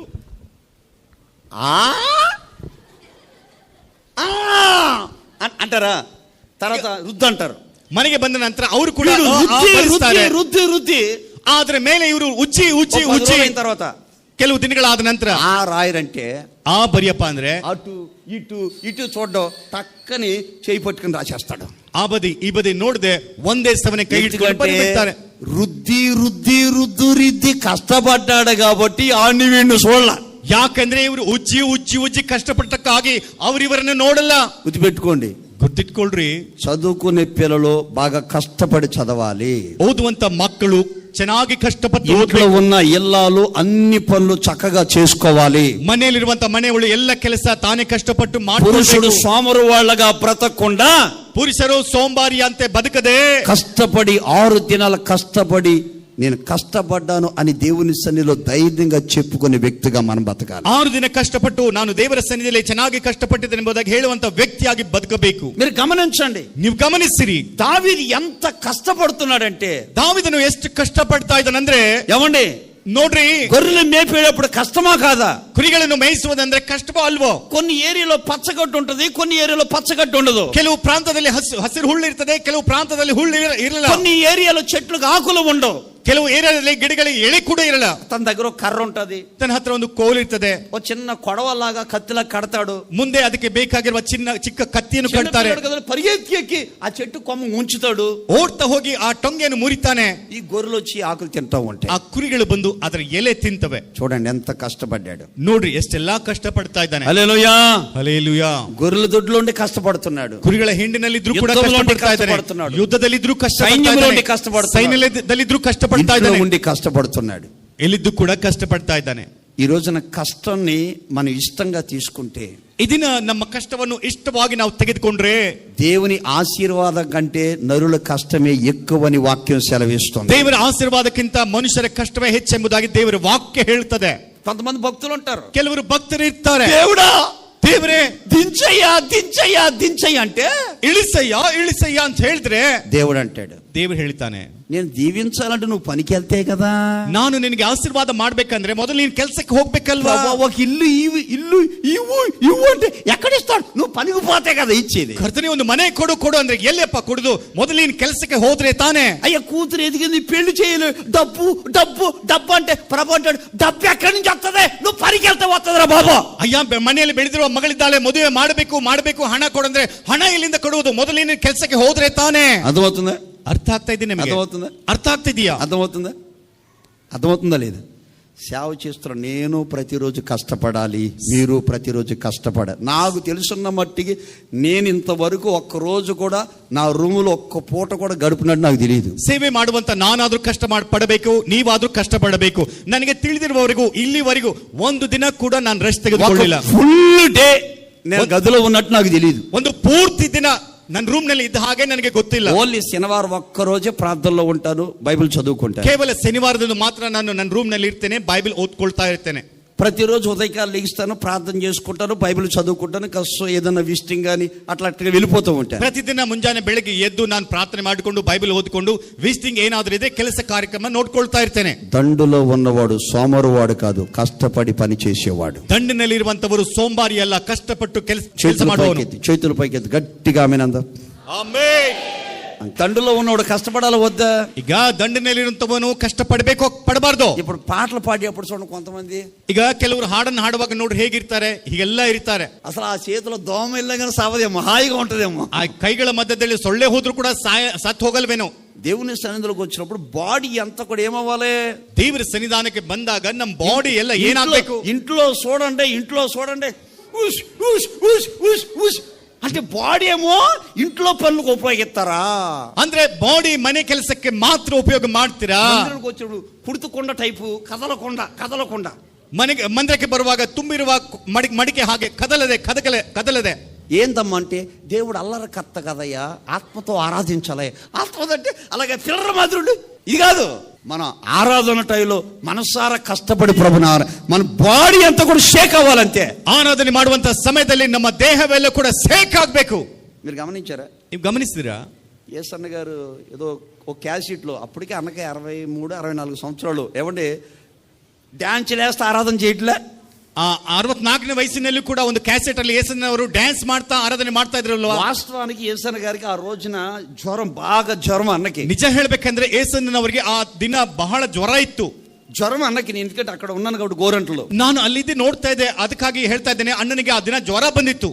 ఆ రోజున పాట పాడేటప్పుడు అన్న తెలియకుండా డ్యాన్స్ చేస్తుంటే అక్కడున్న మేము బ్రదర్స్, ఏంది అన్న ఇప్పుడు దాకానేమో ఇలాగే వెళ్ళాడు ಆ ಹಾಡನ್ನು ರೆಕಾರ್ಡ್ ಮಾಡುವಂತ ಸಂದರ್ಭದಲ್ಲಿ ಆರಾಧನೆ చేస్తున్నాడు. ಆಮೆನ್. ಅಣ್ಣನವರು ಮೆಲ್ಲಗೆ ಅಲ್ಲಿ ಹೋದ್ರು. ಹೀಗೆ ನೋಡಿದ್ರೆ ಆರಾಧನೆ ಮಾಡ್ತಾ ಇದ್ದಾರೆ, ಕುಣಿತಾ ಇದ್ದಾರೆ. దేవుని సన్నిధిలో కష్టమైన పర్లేదు, చప్పట్లో కొట్టాలి, ఆత్మతో సత్యంతో ఆరాధించాలి. మందిరంలో ఎప్పుడు నువ్వు ఉజ్జీవంగా కనబడాలి. ದೇವರ ಮಂದಿರದಲ್ಲಿ ಕಷ್ಟಕರವಾದ ಕೆಲಸ ಮಾಡಬೇಕು, ಯಾವಾಗಲೂ ಆರಾಧನೆ ಮಾಡಬೇಕು, ಉಜ್ಜೀವಕರವಾಗಿ ನಾವು ಇರಬೇಕು, ఉజ్జీవంగా ఉండాలి, ಉಜ್ಜೀವಕರವಾಗಿ ನಾವು ಇರಬೇಕು. డల్లగా పోగొట్టుకున్నట్టుగా ఉసూరుమంటూ చెప్పండి, ಡಲ್ಲಾಗಿ ಸಪ್ಪಗೆ ಏನೋ ಕಳೆದುಕೊಂಡವರ ಹಾಗೆ, ಮೂತು ಮುಡಿಸ್కుని ಬಾಯೆಲ್ಲ ಮುಡಿಸಿಕೊಂಡು ఏదో పోగొట్టుకున్నట్టు ಏನೋ ಕಳೆದುಕೊಂಡವರ ಹಾಗೆ. నేను అంటాను, ನಾನು ಹೇಳ್ತೇನೆ, మనం ఇంటికి వెళ్ళాం, ನಾವು ಮನೆಗೆ ಹೋಗ್ತೇವೆ. అక్క ಅಕ್ಕ అన్నకి అన్నం పెట్టేటప్పుడు అన్నನಿಗೆ ಊಟ ಬಡಿಸುವಾಗ మొహం పక్కెట్టుకుని ముఖವೆಲ್ಲ తెల్లగా ಸಪ್ಪ ఇది కూర దాకలో ఏమండి ఆ దాకని అలా ఇవ్వండి గిరి గిరి గిరి ఏత్తంటే ఈయన కడుపు మండిపోతూ ఉంటది. ಆ ಪಲ್ಯವನ್ನು ಬಡಿಸುವಾಗ ಉಜ್ಜಿ ಉಜ್ಜಿ ಉಜ್ಜಿ ಅಕ್ಕ ಬಡಿಸ್ತಾ ಇದ್ಲೆ ಇವನ್ ಹೊಟ್ಟೆ ಉರಿತದೋ ಇಲ್ವೋ. అదే సమయంలో అంటే తినేవాడు కూడా ఇంకా ఇంత తినాలనిపిస్తుంది. ನಗೆ ನಗಿತಾ ಒಂಚೂರು ಹಾಕೊಳ್ಳಿ ತಿನ್ಬೇಕಾದಂತೂ ಕೂಡ ಹೆಚ್ಚಾಗಿ ತಿಂತಾನೆ. అలాగే దేవుని సన్నిధిలో కూడా ఆత్మతో సత్యంతో కష్టపడి దేవుని ఆరాధించునగా. ಹಾಗೆ ದೇವರ ಸನ್ನಿಧಿಯಲ್ಲಿ ಕಷ್ಟಪಡುವಂತವರು ಆತ್ಮದಿಂದ ಸತ್ಯದಿಂದ ಕಷ್ಟಪಡಬೇಕು. ఏమండి ನೋಡ್ರಿ, ఇంకో మాట కూడా చెప్తాను వినండి. ಇನ್ನೊಂದು ಮಾತು ಕೂಡ ನಾನು ಹೇಳ್ತೇನೆ. వీళ్ళ కష్టపడరు కానీ ಕೆಲವರು ಇವ್ರು ಕಷ್ಟಪಡಲ್ಲ, భయంకరంగా సణుగుతూ ఉంటారు. ಭಯಂಕರವಾಗಿ కాదు, ಸಾಧಾರಣವಾಗಿ ಗುಣಗುಟ್ಟಲ್ಲ. అలాగే చెప్తాను వినండి. ಅದ್ ಹೇಗೆ ಎಂಬುದಾಗಿ ಹೇಳ್ತೇನೆ ಕೇಳ್ರಿ. ಯೋನಾನವರು సముద్రం ఒడ్డుకి వెళ్ళాడండి. ಸಮುದ್ರದ ದಡದ ಹತ್ರಕ್ಕೆ ಹೋದ, పడుకున్నాడు, ಒಂಚೂರು ಮಲಗಿದ. సరే దేవుడు ఏం చేశారంటే, ಸರಿ ದೇವರು ಏನ್ ಮಾಡಿದ್ರಂದ್ರೆ ఇతనికి ఒక పాఠం నేర్పుదామని, ಈತನಿಗೆ ಒಂದು ಪಾಠ ಕಲಿಸಬೇಕಂತ ఆయన తలకాడ ఒక చిన్న విత్తనం వేశారు దేవుడు. ಆತನ ತಲೆಯ ಹತ್ರ ಒಂದು ಚಿಕ್ಕ ಬೀಜವನ್ನು ದೇವರು ಹಾಕಿದ್ರು. ఆ విత్తనం ಆ ಬೀಜ మొలకెత్తి మొక్కై పెద్ద పాదయింది. ಆ ಸಸಿಯಾಗಿ ದೊಡ್ಡ ದೊಡ್ಡ ಬಳ್ಳಿ ಆಯ್ತು. ఈ పాదు కింద అబ్బా నా ప్రాణమా తినుము త్రాగుము సుఖించుము హాయి హాయి అంటా ఉన్నాడు ఈయన. ಆ ಬಳ್ಳಿಯ ಕೆಳಗೆ ಈತ ಅಯ್ಯ ನನ್ನ ಪ್ರಾಣವೇ ತಿಂದು ಸುಖಿಸು ಅಂತೆಲ್ಲ ಹೇಳ್ತಾ ಇದ್ದಾನೆ. వెంటనే దేవుడు ఒక పురుగును పుట్టించాడు. ಕೂಡಲೇ ದೇವರು ಒಂದು ಹುಳವನ್ನು ಹುಟ್ಟಿಸಿದ. ఆ పురుగు వెళ్ళి చెట్టు వేరును కట్ చేసింది. ಆ ಹುಳ ಹೋಗಿ ಆ ಗಿಡದ ಬೇರನ್ನು ಕಟ್ ಮಾಡಿತು. కట్ చేసిన మరుక్షణమికే పాదంతా ఎండిపోయింది. ಆ ಕಟ್ ಮಾಡಿದ ತಕ್ಷಣವೇ ಆ ಬಳ್ಳಿ ಎಲ್ಲ ಸುಟ್ಟು ಹೋಯ್ತು. ఇప్పుడు ఎండ దెబ్బ తగిలింది. ಆಗ ಬಿಸಿಲಿಗೆ ಆತನ ಸುಡ್ತಾ ఎండ ಇದ್ದಾನೆ. దెబ్బ తగలగానే తిడతనాడా లేదా? ಆ ಶೆಕೆ ಆತನ ಮೇಲೆ ಬಿದ್ದ ಕೂಡಲೇ ಬೈತಾ అంటాను, ಆಗ ನಾನು ಹೇಳ್ತೇನೆ, సొమ్ము ఒకడదే, చెప్పండి, సొమ్ము ఒకడదే, ಸೊತ್ತು ಯಾರ್ದು, సోగు ఒకడదే, ಜಾತ್ರೆ ಯಾರ್ದು, కష్టం ఒకడదే, ಕಷ್ಟ ಯಾರ್ದು, సుఖం ఒకడదే. ఆలోచన ಸುಖ ಇನ್ನೊಬ್ಬರದು. ఇప్పుడు అందరికి స్కూటీలు కొన్నారు, ఎప్పుడు కొంటారు నాకు? ಏನು ಎಲ್ಲರಿಗೆ ಸ್ಕೂಟಿ ಕೊಡಿಸ್ತಾ ಇದ್ರ? సోకులోడు ಕಷ್ಟ ತಂದೆ ತಾಯಿದು, ಸೋಕಿವಂದು. కొంతమంది చూడండి, ಕೆಲವ್ರನ್ನ ನೋಡಿರಿ, అంటే ఎప్పుడు తల్లిదండ్రుల కష్టం మీదే ఆధారపడి బతికేవాళ్ళు. ಯಾವಾಗ ನೋಡಿದ್ರು ತಂದೆ ತಾಯಿ ಕಷ್ಟದ ಮೇಲೆ ಆಧಾರಪಟ್ಟು ಬದುಕುವಂತವರು. అమ్మ పెట్టలేదు, ನಮ್ ತಾಯಿ ಕೊಡ್ಲಿಲ್ಲ, నాన్న పెట్టలేదు, ನಮ್ ತಂದೆ ಕೊಡ್ಲಿಲ್ಲ, అత్తగారు ఇవ్వలేదు, ನಮ್ ಅತ್ತೆ ಕೊಡ್ಲಿಲ್ಲ, మామ ఇవ్వలేదు, ನಮ್ ಮಾವ ಕೊಡ್ಲಿಲ್ಲ, తమ్ముడు ఇవ్వలేదు, ನಮ್ ತಮ್ಮ ಕೊಡ್ಲಿಲ್ಲ, ನಮ್ ಅಣ್ಣ ಕೊಡ್ಲಿಲ್ಲ. కష్టపడలేని దాని కొరకు ఏడుపులి, ಕಷ್ಟಪಡದೆ ಇರುವುದಕ್ಕಾಗಿ ಅಳ್ತಾ ಇರ್ತಾರೆ.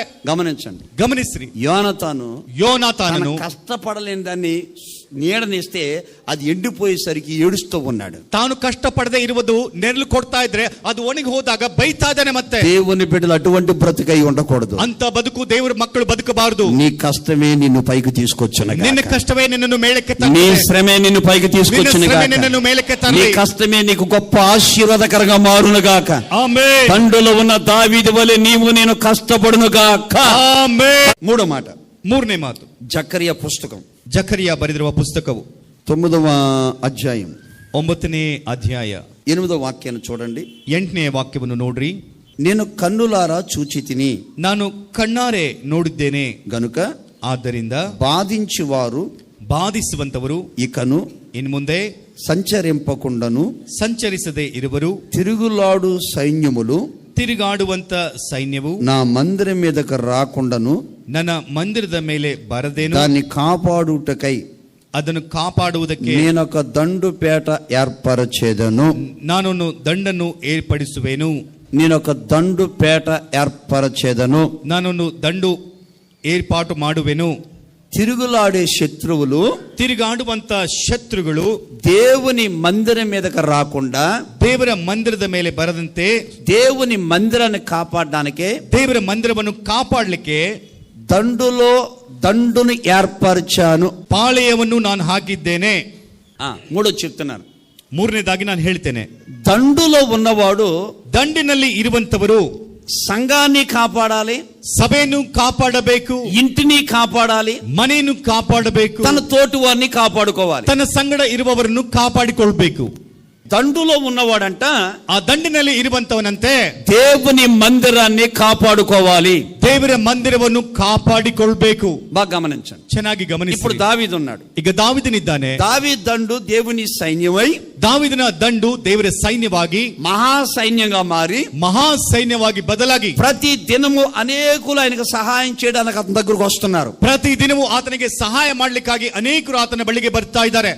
రెండు విషయాలు చెప్పాను. 2 ವಿಷಯಗಳು ನಾನು ఈ ಹೇಳಿದೆ. మూడోది ఏంటంటే, ಈ ಮೂರನೇದೇನೆಂದ್ರೆ దండులో ఉన్నవాడు తనకి ఏదైతే ఉందో దాన్ని కాపాడుకుంటాడు. ದಂಡಿನಲ್ಲಿ ಇರುವಂತವನು ಆತನಿಗೆ ಏನೇನು ಇದೆಯೋ ಅದನ್ನು ಕಾಪಾಡಿಕೊಳ್ತಾನೆ. మీరు గమనించండి. ನೀವು ಗಮನಿಸ್ರಿ. దావీదికి వాళ్ళ నాన్నగారు గొర్రెలను అప్పగించాడు. ದಾವಿದನಿಗೆ ಅವರ ತಂದೆಯವರು ಕುರಿಗಳನ್ನು ಒಪ್ಪಿಸಿದ್ರು. గొర్రెలు మేపుతున్నాడు. ಕುರಿಗಳನ್ನು ಮೇಯಿಸ್ತಾ ಇದ್ದಾನೆ. సింహం వచ్చింది. ಸಿಂಹ ಬಂತು. అప్పుడు దావీదు ఏం చేయాలి? ಆಗ ದಾವಿದನ ಏನ್ ಮಾಡ್ಬೇಕು? పోతా పోయిందిలే గొర్రె, ಹೋದ್ರೆ ಹೋಗ್ಲಿ ಬಿಡು, ಒಂದು ಕುರಿ నా ప్రాణం కంటే ఎక్కువ, ನನ್ ಪ್ರಾಣಕ್ಕಿಂತ ಏನಾದ್ರೂ ಹೆಚ್ಚ, నాకంటే ఎక్కువ, ನನಗಿಂತ ಹೆಚ್ಚ, పోతా పోయిన గొర్రెలు, ಹೋದ್ರೆ ಹೋಗ್ಲಿ ಕುರಿಗಳು. గొర్రెలు పోతే ఇంకో గొర్రె 4 గొర్రెలు కంటది. ಕುರಿಗಳು ಹೋದ್ರೆ ಒಂದು ಕುರಿ ಇನ್ನು 4 ಕುರಿ కొంతమంది అంటారు ಕೆಲವರು ట్యూబ్లైట్ 10 ఉన్న వేస్ట్, ఎలిగే బల్బులు ఎన్ని కావాలంట?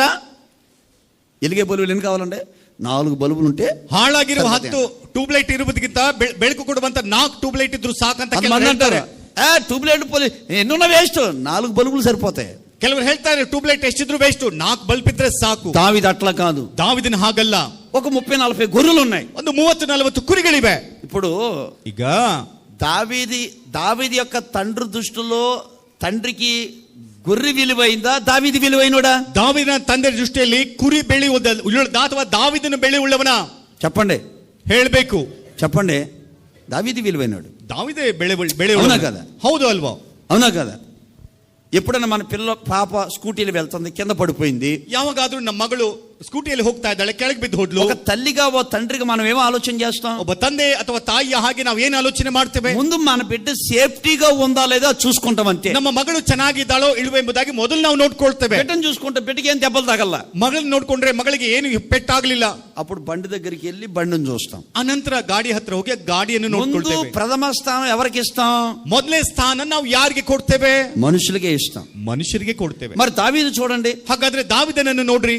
దండు కలిగిన వ్యక్తి కదా, దండిರುವಂತ ವ್ಯಕ್ತಿ ಅಲ್ವಾ? తన గొర్రెల్లో ఒక గొర్రె కూడా ఎత్తికి వెళ్లకుండా సింహపు నోటి నుంచి, ఎలుగుబంటి నోటి నుంచి కాపాడుకున్నాడు. ತನ್ನ ದಂಡಿನಲ್ಲಿರುವಂತ ಕುರಿಗಳಲ್ಲಿ ಒಂದು ಕುರಿಯನ್ನು ಕೂಡ ಸಿಂಹದ ಬಾಯಿಂದ, ಕರಡಿಯ ಬಾಯಿಂದ ಆತನು ಹೋಗದಂತೆ ನೋಡಿಕೊಂಡ, ಕಾಪಾಡಿಕೊಂಡ. అంటే దండులో ఉన్న వ్యక్తి కాపాడుకోవాలి. ಅಂದ್ರೆ దండిನಲ್ಲಿರುವಂತ ವ್ಯಕ್ತಿ ಕಾಪಾಡಿಕೊಳ್ಬೇಕು. రెండో చెప్తున్నాను వినండి. ಎರಡನೇದಾಗಿ ಹೇಳ್ತಾನೆ ಕೇಳ್ರಿ. రాజుగారికి దెయ్యం పట్టింది. ರಾಜನಿಗೆ ದೆವ್ವ ಹಿಡಿತು. ఇప్పుడు సితారా తీసుకుని వెళ్ళి, ಈಗ ಸಿತಾರವನ್ನು ತೆಗೆದುಕೊಂಡು ಹೋಗಿ సితారా వాయించి రాజుగారిలో ఉన్న దెయ్యాన్ని బయటికి వెళ్ళగొట్టి రాజుగారిని దావీదు కాపాడుకున్నాడు. ಸಿತಾರ ನುಡಿಸಿ ರಾಜನಲ್ಲಿರುವಂತ ದೆವ್ವವನ್ನು ದೂರ ಮಾಡಿ ದಾವಿದನು ರಾಜನನ್ನು ಕಾಪಾಡಿಕೊಂಡ. ఇంకోటి చెప్తాను వినండి. ಇನ್ನೊಂದು ಹೇಳ್ತೇನೆ ಕೇಳ್ರಿ. యుద్ధంలోకి వెళ్ళి, ಯುದ್ಧಕ್ಕೆ ಹೋಗಿ రాజుగారికి అవమానం కలగకుండా, ರಾಜನಿಗೆ ಅವಮಾನ ಆಗದಂತೆ, ఇశ్రాయేల్ ప్రజలకు అవమానం కలగకుండా, ಇಸ್ರಾಯೇಲ್ ಪ್ರಜೆಗಳಿಗೆ ಅವಮಾನ ಆಗದಂತೆ గొల్లియాతు చేతుల్లోంచి తన ప్రజలందరినీ దావీదు కాపాడుకున్నాడు. గొల్లియాతన కైಯಿಂದ తన ప్రజగಳೆಲ್ಲರನ್ನು దావీదును కాపాడిಕೊಂಡ. అంటే చూడండి, ಅಂದ್ರೆ ನೋಡಿ, దావీదు గొర్రెల దొడ్డులో ఉన్న గొర్రెలు కాపాడుతాడు. ಕುರಿಗಳ ಹಿಂಡಿನಲ್ಲಿ ಇದ್ರು ಕುರಿಗಳನ್ನು దావీదನ್ನು ಕಾಪಾಡ್ತಾನೆ. అదే దావీదు రాజుగారి ఇంట్లో ఉన్న రాజుగారి ఫ్యామిలీని కాపాడుతాడు. ಅದೇ ರಾಜನ ಮನೆಯಲ್ಲಿ ಇದ್ರು ಕೂಡ ರಾಜನ ಫ್ಯಾಮಿಲಿಯನ್ನು, ಕುಟುಂಬವನ್ನು దావీదను, అదే దావీదు సైన్యములో ఉన్న సైన్య ప్రజల్ని కాపాడుతాడు. ಅದೇ దావీదను ಸೈನಿಕರ ಮಧ್ಯದಲ್ಲಿ ಇದ್ರು ಕೂಡ ಸೈನ್ಯವನ್ನು, ಪ್ರಜೆಗಳನ್ನು ಕಾಪಾಡ್ತಾನೆ. మీరు గమనించండి. ನೀವು ಗಮನಿಸಿರಿ. ఈ రోజున దేవుని బిడ్డలైన మనము, ಈ ದಿನ ದೇವರ ಮಕ್ಕಳಾಗಿರುವ ನಾವು, సంఘములో ఉన్న నీవు నేను, ಸಭೆಯಲ್ಲಿರುವ ನೀನಾದ್ರೂ నానాದ್ರೂ, ఈ త్వరగా సంఘములో ప్రతి వారు చెదిరిపోకూడదు గాని సంఘములను ప్రతి వారు కాపాడబడాలి. ನಿನ್ನಿಂದ ಸಭೆಯಲ್ಲಿರುವಂತ ಯಾರು ಕೂಡ ಚದರಿ ಹೋಗಬಾರದು. ಪ್ರತಿಯೊಬ್ಬರು ಕಾಪಾಡಲ್ಪಡಬೇಕು. గమనించండి. ಗಮನಿಸಿರಿ. సౌలుకి దెయ్యం పట్టింది. ಸೌಲನಿಗೆ ದೆವ್ವ ಹಿಡಿತು. ఇప్పుడు దావీదు ఏం చేయాలి? ಈಗ దావీದನು ಏನ್ ಮಾಡ್ಬೇಕು? రాజుగారికి దెయ్యం పట్టింది. రాజునికి దెవ్వ ಹಿಡಿತು. రాజునికి దెవ్వ ಹಿಡಿತು. రాజునికి దెవ్వ ಹಿಡಿತು. రాజుగారికి దెయ్యం పట్టింది అని బయటకు వచ్చి సాటింపేశాడా? ಅಂತೆಲ್ಲ ಹೊರಗೆ ಬಂದು ಎಲ್ಲರಿಗೆ ಹೇಳ್ತಾ ಇದ್ದಾನ? రాజుగారు బలహీనత పబ్లిక్ చేశాడా? ರಾಜನಿಗಿರುವ ಬಲಹೀನತೆ ಎಲ್ಲರಿಗೆ ಹೇಳ್ಕೊಳ್ತಾ ಇದ್ದಾನ?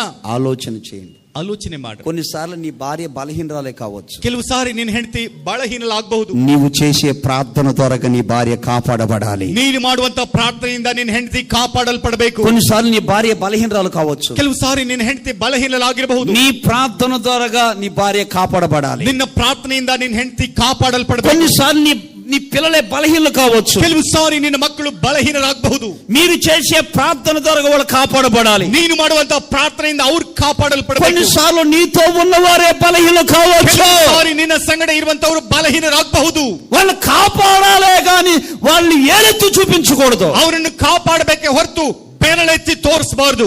చూడండి, ನೋಡ್ರಿ, దావీదు కాపాడే స్థితిని ఎందుకున్నాడు గాని ఏలెత్తి చూపించే జీవితాన్ని ఏర్పరచుకోలేదు. దావీదును కాపాಡುವಂತ ಸ್ಥಿತಿಯಲ್ಲಿ ಇದ್ದಾನೆ ಹೊರತು ಬೆರಳೆತ್ತಿ ತೋರಿಸುವಂತ ಸ್ಥಿತಿಯಲ್ಲಿ ಆತನಿಲ್ಲ. మీరు గమనించండి, ನೀವು ಗಮನಿಸಿರಿ. ఒక చోట కలిసి పని చేస్తున్నప్పుడు, ಒಂದು ಸ್ಥಳದಲ್ಲಿ ಕೂಡಿ ಕೆಲಸ ಮಾಡ್ತಾ సంఘం ಇರಬೇಕಾದ್ರೆ, ఉన్నప్పుడు, ಒಂದು ಸಭೆಯಲ್ಲಿ ಇದ್ರೆ, ఇరుగు పొరుగుతో ఉన్నప్పుడు, నేనే ಹೊರೆಯವರ ಸಂಗಡ ಇದ್ರೆ, మన వల్ల వాళ్ళ కాపాడబడాలే గాని మన వల్ల వాళ్ళు పాడవకూడదు. ನಮ್ಮಿಂದ ಅವ್ರು ಕಾಪಾಡಲ್ಪಡಬೇಕೆ ಹೊರತು ನಮ್ಮಿಂದ ಅವ್ರು ಹಾಳಾಗಬಾರದು. ఇది దావీదు యొక్క మనస్తత్వం. ಇದು ದಾವೀದನ ಮನಸ್ತತ್ವ. అందుకనే దండు మహాసైన్యమైంది. ಅದಕ್ಕಾಗಿ ದಂಡು ಮಹಾ ಸೈನ್ಯವಾಯಿತು. దండు దేవుని సైన్యమైంది. ದಂಡು ದೇವರ ಸೈನ್ಯವಾಯಿತು. మహాసైన్యం అయిపోయింది. ಮಹಾ ಸೈನ್ಯವಾಯಿತು. అనేకులకు సహాయం చేస్తున్నారు. ಅನೇಕರಿಗೆ ಸಹಾಯ ಮಾಡ್ತಾ ಇದ್ದಾರೆ. ఆమేన్, ಆಮೆನ್. చెప్పండి, నేను చెప్పేది అర్థమవుతుందా? ನಾನು ಹೇಳುವುದು ಅರ್ಥ ಆಗ್ತಾ ಇದೆಯಾ?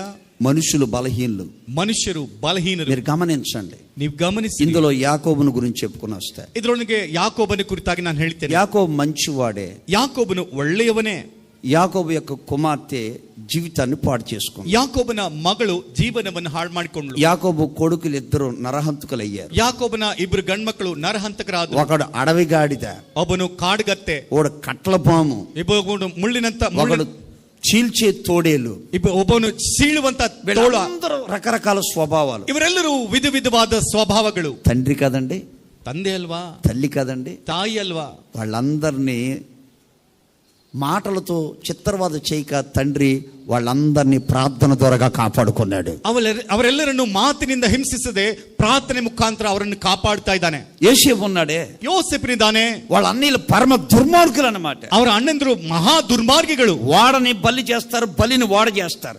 ಹಳ್ಳಿಯನ್ನು ನಾವೇ ಮಾಡ್ತಾರೆ, ನಾವೇನು ಹಳ್ಳಿಯಾಗಿ ఒక ಮಾಡ್ತಾರೆ. రోజున ఆకలి బాధ వస్తే, ಒಂದು ದಿನ ಹಸಿವಿನಿಂದ ನರಳಾಡ್ತಾ ಬಂದ್ರೆ, యోసేపు వాళ్ళని పోగొట్టుకోకుండా కాపాడుకున్నాడు. ಯೋಸೇಫನು ಅವರನ್ನು ಕಳೆದುಕೊಳ್ಳದೆ ಕಾಪಾಡ, తన వారిని కాపాడుకున్నాడు, రాజుగారిని కాపాడాడు, రాజ్యాన్ని కాపాడాడు, ప్రజల్ని కాపాడాడు. ತನ್ನವರನ್ನು ಕಾಪಾಡಿಕೊಂಡ, ರಾಜನನ್ನು ಕಾಪಾಡಿಕೊಂಡ, ರಾಜ್ಯವನ್ನು ಪ್ರಜೆಗಳನ್ನು ಕಾಪಾಡಿಕೊಂಡ. ఈ రోజున ఒక ఇంటిలో మీరు ఉంటున్నారే, మీ ద్వారాగా మీ కుటుంబం కాపాడబడుతుందా? ಈ ದಿನ ಒಂದು ಮನೆಯಲ್ಲಿ ನೀವು ಇರ್ತಾ ಇದ್ರೆ ಅಂದ್ರೆ ನಿಮ್ಮಿಂದ ಒಂದು ಕುಟುಂಬ ಕಾಪಾಡಲ್ಪಡ್ತಾ ಇದೆಯಾ? ఒక కోడలను చూడగానే అత్త మామలకి తెలియాలి, ఈమె అమ్మాయి జీవితాన్ని నేను కాపాడాలి, పాడు చేయకూడదని. ಒಬ್ಬ ಸೊಸೆಯನ್ನು ನೋಡಿದಾಗ ಅತ್ತೆಗೆ ಮಾವಿಗೆ ಅನಿಸಬೇಕು, ಈಕೆ ಜೀವನವನ್ನು ನಾವು ಹಾಳು ಮಾಡಬಾರ್ದು, ಕಾಪಾಡಬೇಕೆಂಬುದಾಗಿ ఒక కోడలు అనుకోవాలి, ಒಂದು ಸೊಸೆ ಅಂದ್ಕೊಳ್ಬೇಕು. ఈమె నా అత్తగారే, ಈಕೆ ನನ್ನ ಅತ್ತೆ. ఈ అత్తగారికి నేను చేయకపోతే ఎవరు చేస్తారని ಈ అనుకోవాలి. ಅತ್ತೆಗೆ ನಾನ್ ಮಾಡದೆ ಹೋದ್ರೆ ಯಾರು ಮಾಡ್ತಾರೆ? కొడుకులు అనుకోవాలి, ಗಂಡ್ಮಕ್ಕಳು ಅಂದ್ಕೊಳ್ಬೇಕು, నా తండ్రి కుటుంబాన్ని మేము కాపాడుకోవాలని. ನನ್ನ ತಂದೆ ಕುಟುಂಬ ನಾನು ಕಾಪಾಡಿಕೊಳ್ಬೇಕು. సేవకుడు అనుకోవాలి, ಸೇವಕನ ಅಂದ್ಕೊಳ್ಬೇಕು, దేవుడు నాకు ఇచ్చిన సంఘాన్ని నేను కాపాడాలని. ದೇವರು ನನಗೆ ಕೊಟ್ಟಿರುವ ಸಭೆಯನ್ನು ನಾನು ಕಾಪಾಡಬೇಕು. ఈ రోజున మనం కాపాడే మార్గాల్లోనే పోవాలి గాని మనుష్యుల జీవితాలతో చెలగాటలు ఆడే జీవితంలో మనం ఎప్పుడు వెళ్ళకూడదు. ಇದನ್ನ ಕಾಪಾಡುವಂತ ಸ್ಥಿತಿಯಲ್ಲಿ ನಾವು ಇರಬೇಕೆ ಹೊರತು ಮನುಷ್ಯರ ಕುಟುಂಬದಿಂದ ಆಟ ಆಡುವಂತ ಸ್ಥಿತಿಯಲ್ಲಿ ನಾವು ಇರಬಾರದು. చేయి పైకెత్తండి. ಕೈ ಮೇಲೆ ಕೆತ್ತಿರಿ. నా ద్వారాగా నా ఇల్లు కాపాడబడును గాక, ಆಮೆನ್. నా ద్వారాగా నా సంఘం కాపాడబడును గాక, నా ద్వారాగా నా కుటుంబం కాపాడబడును గాక. నాలుగోది, ನಾಲ್ಕನೇದು, మొదటి దినవృత్తాంతాలు ಮೊದಲನೇ ಪೂರ್ವಕಾಲ ವೃತ್ತಾಂತ 5వ అధ్యాయం 5ನೇ ಅಧ್ಯಾಯ 18వ వాక్యాన్ని చూడండి అందరూ. 18ನೇ ವಾಕ್ಯವನ್ನು ಎಲ್ಲರೂ ನೋಡ್ರಿ. రూబేనీయుల్లోను, ರೂಬೇನಿಯರು, గాదీయుల్లోను, ಗಾದ್ಯರು, మనిషి అద్రగోత్రం వారిలోను, ಮನಸ್ಸೆ ಕುಲದ ಅರ್ಥ ಜನರು బల్లెములను, ಕಣವಿಲಿ, ఖడ్గమును ಖಡ್ಗದಲ್ಲಿ ధరించుటకును, ಹಿಡಿಯುವುದಕ್ಕೆ, అంబులు వేయుటకును, ಬಿಲ್ಲನ್ನು ಬೊಗ್ಗಿಸುವುದಕ್ಕೂ నేర్చిన వారు, ಯುದ್ಧ ನಿಪುಣರು, యుద్ధమందు నిపుణులై దండుకు పోదగిన వారు, ಯುದ್ಧ ನಿಪುಣರಾಗಿರುವರು 44,760 మంది. 44,760 ಮಂದಿ. బాగా గమనించండి. ಚೆನ್ನಾಗಿ ಗಮನಿಸಿರಿ. గాదీల్లోను రూబేలీలోను ಮನುಷ್ಯ ಅರ್ಧಗೋತ್ರ వారిలోను ರೂಬೇನ್ಯರು, ಗಾದ್ಯರು, ಮನಸ್ಸೆ ಕುಲದ ಅರ್ಧ ಜನರು దండులో ఉన్నవారంట, ದಂಡಿನಲ್ಲಿ ಇರುವಂತವರಂತೆ యుద్ధానికి వెళ్ళే సామర్థ్యం కలిగిన వ్యక్తులు, ಯುದ್ಧಕ್ಕೆ ಹೋಗಲಿಕ್ಕೆ ಸಾಮರ್ಥ್ಯ ಉಳ್ಳ ವ್ಯಕ್ತಿಗಳು, అంటే యుద్ధములో నేర్పరులైన వాళ్ళు, ಅಂದ್ರೆ ಯುದ್ಧದಲ್ಲಿ ಯುದ್ಧ ನಿಪುಣರು. ಗಮನಿಸಿರಿ. 4 చెప్తున్నాను. 4ನೇ ವಿಷಯ ಹೇಳ್ತೇನೆ. దండులో ఉన్న ప్రతి వ్యక్తి మంచి నేర్పరైన శిల్పకారి వలె పునాది వేయాలి. ದಂಡಿನಲ್ಲಿರುವಂತ ಪ್ರತಿ ವ್ಯಕ್ತಿ ಒಳ್ಳೆ ನಿಪುಣನಾಗಿರುವಂತ ಶಿಲ್ಪಕಾರ್ಯ ಆಗಿರಬೇಕು. అంటే దావీదు ఎవరు తెలుసా? ಅಂದ್ರೆ ದಾವೀದನ ಯಾರು ಗೊತ್ತಾ?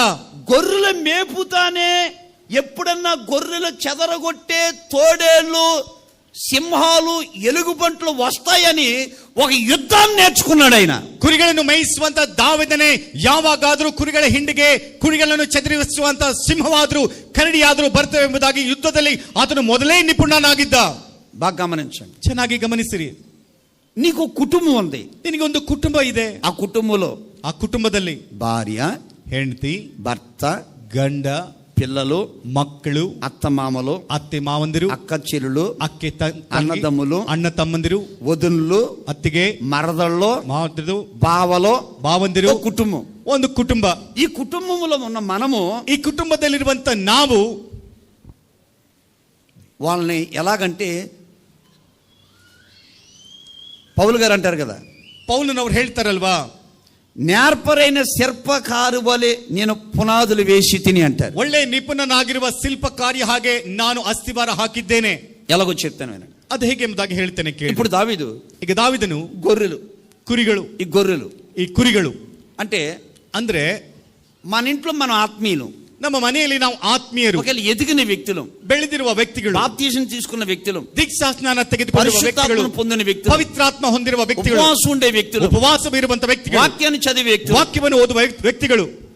ఒకవేళ నీటి వారు నీకంటే బలవంతులు కాకపోవచ్చు. ಒಂದು ವೇಳೆ ನಿನ್ನ ಮನೆಯವರು ನಿನ್ನಂತ ಬಲವಂತರಾಗದೇ ಇರಬಹುದು. ఇప్పుడు దావీదు ఒక్కడో చుట్టూ గొర్రెలు మేస్తా ఉన్నాయి. ದಾವೀದನೊಬ್ಬನೇ ಸುತ್ತಲೂ ಕುರಿಗಳನ್ನು ಮೇಯಿಸ್ತಾ ಇದ್ದಾನೆ. ఇప్పుడు దావీదు మనసులో, ಈಗ ದಾವೀದನ ಮನಸ್ಸಲ್ಲಿ ప్రస్తుత కాలం నేను బాగానే ఉన్నాను, గొర్రెలు బాగున్నాయి, ಸದ್ಯಕ್ಕೆ ನಾನು ಚೆನ್ನಾಗಿದೆ, ನನ್ನ ಕುರಿಗಳು ಚೆನ್ನಾಗಿವೆ. ఒకవేళ సడన్ గా ಒಂದು ವೇಳೆ ಹಠಾತ್ ಆಗಿ సింహం వస్తే, ಸಿಂಹ ಏನಾದ್ರೂ ಬಂದ್ರೆ గొర్రెలు చంపేస్తాయి. ಕುರಿಗಳನ್ನು ಸಾಯಿಸ್ತವಲ್ವಾ? సడన్ గా ఎలుగుబంటి వస్తే, ಹಠಾತ್ ಆಗಿ ಕರಡಿ ಏನಾದ್ರೂ ಬಂದ್ರೆ గొర్రెల్ని చంపేస్తాయి. ಕುರಿಗಳನ್ನು ಸಾಯಿಸ್ತವಲ್ವಾ? పరలోకమందున తండ్రి నాకు ఈ గొర్రెలు ఇచ్చాడుగా, నా తండ్రి నాకు గొర్రెలు ఇచ్చాడుగా, ಪರಲೋಕದಲ್ಲಿರುವ ನನ್ನ ತಂದೆ ನನಗೆ ಈ ಕುರಿಗಳನ್ನು ಕೊಟ್ಟಿದ್ದಾನಲ್ವಾ? పరలోకమందు తండ్రి నాకు ఒక కుటుంబాన్ని ఇచ్చాడుగా, ಪರಲೋಕದಲ್ಲಿರುವ ನನ್ನ ತಂದೆ ನನಗೆ ಒಂದು ಕುಟುಂಬ కొట్టిದ್ದಾనಲ್ವಾ? ఈ కుటుంబంలో ఒక సాతాను వచ్చి ఎప్పుడైనా ఒక్కొక్కరిని బయటికి లాక్కెళ్ళిపోతాడేమో అని, ಈ ಕುಟುಂಬದಲ್ಲಿ ಸೈತಾನನ ಏನಾದ್ರೂ ಬಂದು ಒಬ್ಬೊಬ್ಬರನ್ನು ಹೊರಗೆ ಕರೆದುಕೊಂಡು ಹೋಗ್ತಾನೆ ಅಂತ దండులో ఉన్నవాడు యుద్ధములో నేర్పరి కలిగిన వ్యక్తిగా మనం బ్రతకాలి. ದಂಡಿನಲ್ಲಿರುವಂತ ವ್ಯಕ್ತಿ ಯುದ್ಧದಲ್ಲಿ ನಿಪುಣನಾಗಿರುವ ವ್ಯಕ್ತಿ ಹಾಗೆ ನಾವು ಇರಬೇಕು. మరి ఈ సింహాన్ని ఎలా చంపాలో ఎక్కడికన్నా వెళ్ళి ట్రైనింగ్ చేశాడా? ಆ ಸಿಂಹವನ್ನು ಹೇಗೆ ಸಾಯಿಸಬೇಕೆಂಬುದಾಗಿ ಎಲ್ಲಿಗಾದ್ರೂ ಹೋಗಿ ಟ್ರೈನಿಂಗ್ ಏನಾದ್ರೂ ಮಾಡಿದ್ರೆ? ఎలుగుబంటిని ఎలా చంపాలో ట్రైనింగ్ చేశాడా? ಕರಡಿಯನ್ನು ಹೇಗೆ ಸಾಯಿಸಬೇಕೆಂಬುದಾಗಿ ಟ್ರೈನಿಂಗ್ ತೆಗೆದುಕೊಂಡ? ఎక్కడికి వెళ్ళి ట్రైనింగ్ చేయలేదు, కానీ ಎಲ್ಲಿಗೆ ಹೋಗಿ ಟ್ರೈನಿಂಗ್ ತೆಗೆದುಕೊಳ್ಳಿಲ್ಲ. మేస్తూ ఉన్నప్పుడే ಕುರಿಗಳು ಹಾಗೆ ಮೇಯ್ತಾ ಇರಬೇಕಾದ್ರೆ చెదిరిపోకుండా ఎలా కాపాడుకోవాలి, చెదిరి ಹೋಗದಂತೆ ಹೇಗೆ ಕಾಪಾಡಬೇಕು? ఎలుగుబంటి ఎటు నుంచి వస్తుంది, ಕರಡಿ ಯಾವ ಬದಿಯಿಂದ ಬರ್ತದೆ, సింహం ఎటు నుంచి వస్తుంది, ಸಿಂಹ ಯಾವ ಬದಿಯಿಂದ ಬರ್ತದೆ? అతను కాపాడుకోవడానికి, ಆತನು ಕಾಪಾಡಿಕೊಳ್ಳಿಕ್ಕೆ అతని తన దేహములో ఒక సాధకం చేయిచూ ఉన్నాడు. ತನ್ನಷ್ಟಕ್ಕೆ ತಾನೇ ದೇಹದಲ್ಲಿ ಒಂದು ಸಾಧನೆ ಮಾಡ್ತಾ ಇದ್ದಾನೆ. మీరు గమనించండి, ನೀವು ಗಮನಿಸಿರಿ. ఈ రోజున మనం కూడా, ಇದನ್ನ ನಾವು ಕೂಡ, లోకములో రకరకాల ఉపదేశాలు వచ్చినాయి, ಲೋಕದಲ್ಲಿ ವಿಧ ವಿಧವಾದ ಉಪದೇಶಗಳು ಬಂದಿವೆ. ఎవరిని మింగిద్దామని తిరుగుతూ ఉంది, ಯಾರನ್ನು ನುಂಗಬೇಕೆಂಬುದಾಗಿ ತಿರುಗಾಡ್ತಾ ಇದೆ. అందుకని దేవుని పెట్టలేని మనము, ಅದಕ್ಕಾಗಿ ದೇವರ ಮಕ್ಕಳಾಗಿರುವ ನಾವು మన ఇంటి వారికి వాక్యం అనే ఉపదేశములో పునాది వేసుకోవాలి. ನಮ್ಮ ಮನೆಯವರಿಗೆ ವಾಕ್ಯವೆಂಬ ಉಪದೇಶದಲ್ಲಿ ಅಸ್ತಿವಾರ ಹಾಕಬೇಕು. పౌలు అంటారు, ಪೌಲನವರು ಹೇಳ್ತಾರೆ, క్రీస్తు యేసే ముఖ్యమైన మూలరాయి ఉండగా ಕ್ರಿಸ್ತು ಯೇಸುವೆ ಮೂಲವಾದ ಮುಖ್ಯ ಕಲ್ಲಾಗಿರಲು అపోస్తలులు ప్రవక్తలు వేసిన పునాది మీద మీరు కట్టబడుతున్నారు. ಅಪೊಸ್ತಲರು ಪ್ರವಾದಿಗಳು ಹಾಕಿರೋ ಅಸ್ತಿವಾರದ ಮೇಲೆ ಇವರು ಕಟ್ಟಲ್ಪಡ್ತಾ ಇದ್ದಾರೆ. ఒకడు వెండి మీద కడతాడు, ಒಬ್ಬನು ಬೆಳ್ಳಿ ಮೇಲೆ ಕಟ್ತಾನೆ, ఒకడు కర్ర మీద కడతాడు, ಒಬ್ಬನು ಕೋಲಿನ ಮೇಲೆ ಕಟ್ತಾನೆ, ఒకడు బంగారం మీద కడతాడు, ಒಬ್ಬನು ಬಂಗಾರದ ಮೇಲೆ ಕಟ್ತಾನೆ. కానీ వాక్యం చెప్తుంది, ಆದ್ರೆ ವಾಕ್ಯ ಹೇಳ್ತದೆ, వాక్యం మీదే నీవు నేను పునాది వేసుకుని కట్టుకోవాలి. ವಾಕ್ಯದ ಮೇಲೆ ನೀನು ನಾನು ಅಸ್ತಿವಾರ ಹಾಕಿಕೊಂಡು ಕಟ್ಟಬೇಕು. ఏమండి ನೋಡ್ರಿ, యేసన్న గారు ఉన్న దినాల్లో, ಏಸನ್ನವರು ಇರುವಂತಹ ದಿನಗಳಲ್ಲಿ అక్కడక్కడ కొంతమంది సూచక్రియలు చేస్తూ ఉండేవారు. ಅಲ್ಲಿ ಕೆಲವರು ಸೂಚಕ ಕಾರ್ಯಗಳನ್ನು ಮಾಡ್ತಾ ಇದ್ರು. మేమంతా కూడా నోరాగలి చూస్తూ ఉండేవారు. ನಾವೆಲ್ಲ ಅದನ್ನು ಬಾಯಿ ತೆರೆದು ನೋಡ್ತಾ ಇದ್ವು. ఓ రోజున యేసన్న గారు అన్నారు, ಒಂದು ದಿನ ಏಸನ್ನವರು ಹೇಳಿದ್ರು, వాక్యం చెప్తూ ವಾಕ್ಯವನ್ನು ಹೇಳ್ತಾ ఒరే, ಏನ್ರು అద్భుతాలు సూచక్రియలు నర్సరీ క్లాస్ వంటిదిరా అన్నారు. ಅದ್ಭುತಗಳು ಸೂಚಕ ಕಾರ್ಯಗಳು ನರ್ಸರಿ ಕ್ಲಾಸ್ ನಂತದ್ದು. నర్సరీ క్లాసా? Nursery class? అవును. ಹೌದು. ఎలాగా? ಅದ್ ಹೇಗೆ? ఒక తల్లి తన కూతురికి దెయ్యం పట్టి తీసుకొచ్చారు. ಒಬ್ಬ ತಾಯಿ ತನ್ನ ಮಗಳಿಗೆ ದೇವ ಹಿಡಿದ್ರೆ ಕರೆದುಕೊಂಡು ಬಂದ್ಲು. యేసయ్యని అద్భుతం చేయమందామె. ಯೇಸುವನ್ನು ಅದ್ಭುತ ಮಾಡಪ್ಪ ಅಂತ ಕೇಳಿದ್ಲು. ప్రభు అన్నారు, ಕರ್ತನ್ ಹೇಳಿದ್ರು, పిల్లలు తినే రొట్టె కుక్క పిల్లకి ఏమంటావేంటి? ಮಕ್ಕಳು ತಿನ್ಬೇಕಾದ ರೊಟ್ಟಿ ನಾಯಿ ಮರಿಗೆ ಹಾಕಂತ ಕೇಳ್ತಾ ಇದೀಯಾ ಏನು అంటే చూడండి, ಅಂದ್ರೆ ನೋಡ್ರಿ, అద్భుతం ఎవరికి? ಅದ್ಭುತ ಯಾರಿಗೆ? అన్యులకి, ಅನ್ಯರಿಗೆ, దేవుని బిడ్డలకు కాదు, ದೇವರ ಮಕ್ಕಳಿಗಲ್ಲ అని చెప్తూ ಅಂತೆಲ್ಲ ಹೇಳ್ತಾ మీకు బాగా అర్థమయ్యేటట్లుగా చెప్తాను వినండి అని, ನಿಮ್ಗೆ ಚೆನ್ನಾಗಿ ಅರ್ಥವಾಗುವ ರೀತಿಯಲ್ಲಿ ಹೇಳ್ತಾನೆ ಕೇಳ್ರಿ ಅಂತ ಹೇಳಿ నర్సరీ క్లాస్ కి తీసుకెళ్లి పిల్లల్ని ఎలా తీసుకెళ్తారు? ನರ್ಸರಿ ಕ್ಲಾಸ್ಗೆ ಕರೆದುಕೊಂಡು ಹೋಗುವ ಮಕ್ಕಳನ್ನು ಹೇಗೆ ಕರೆದುಕೊಂಡು ಹೋಗ್ತಾರೆ?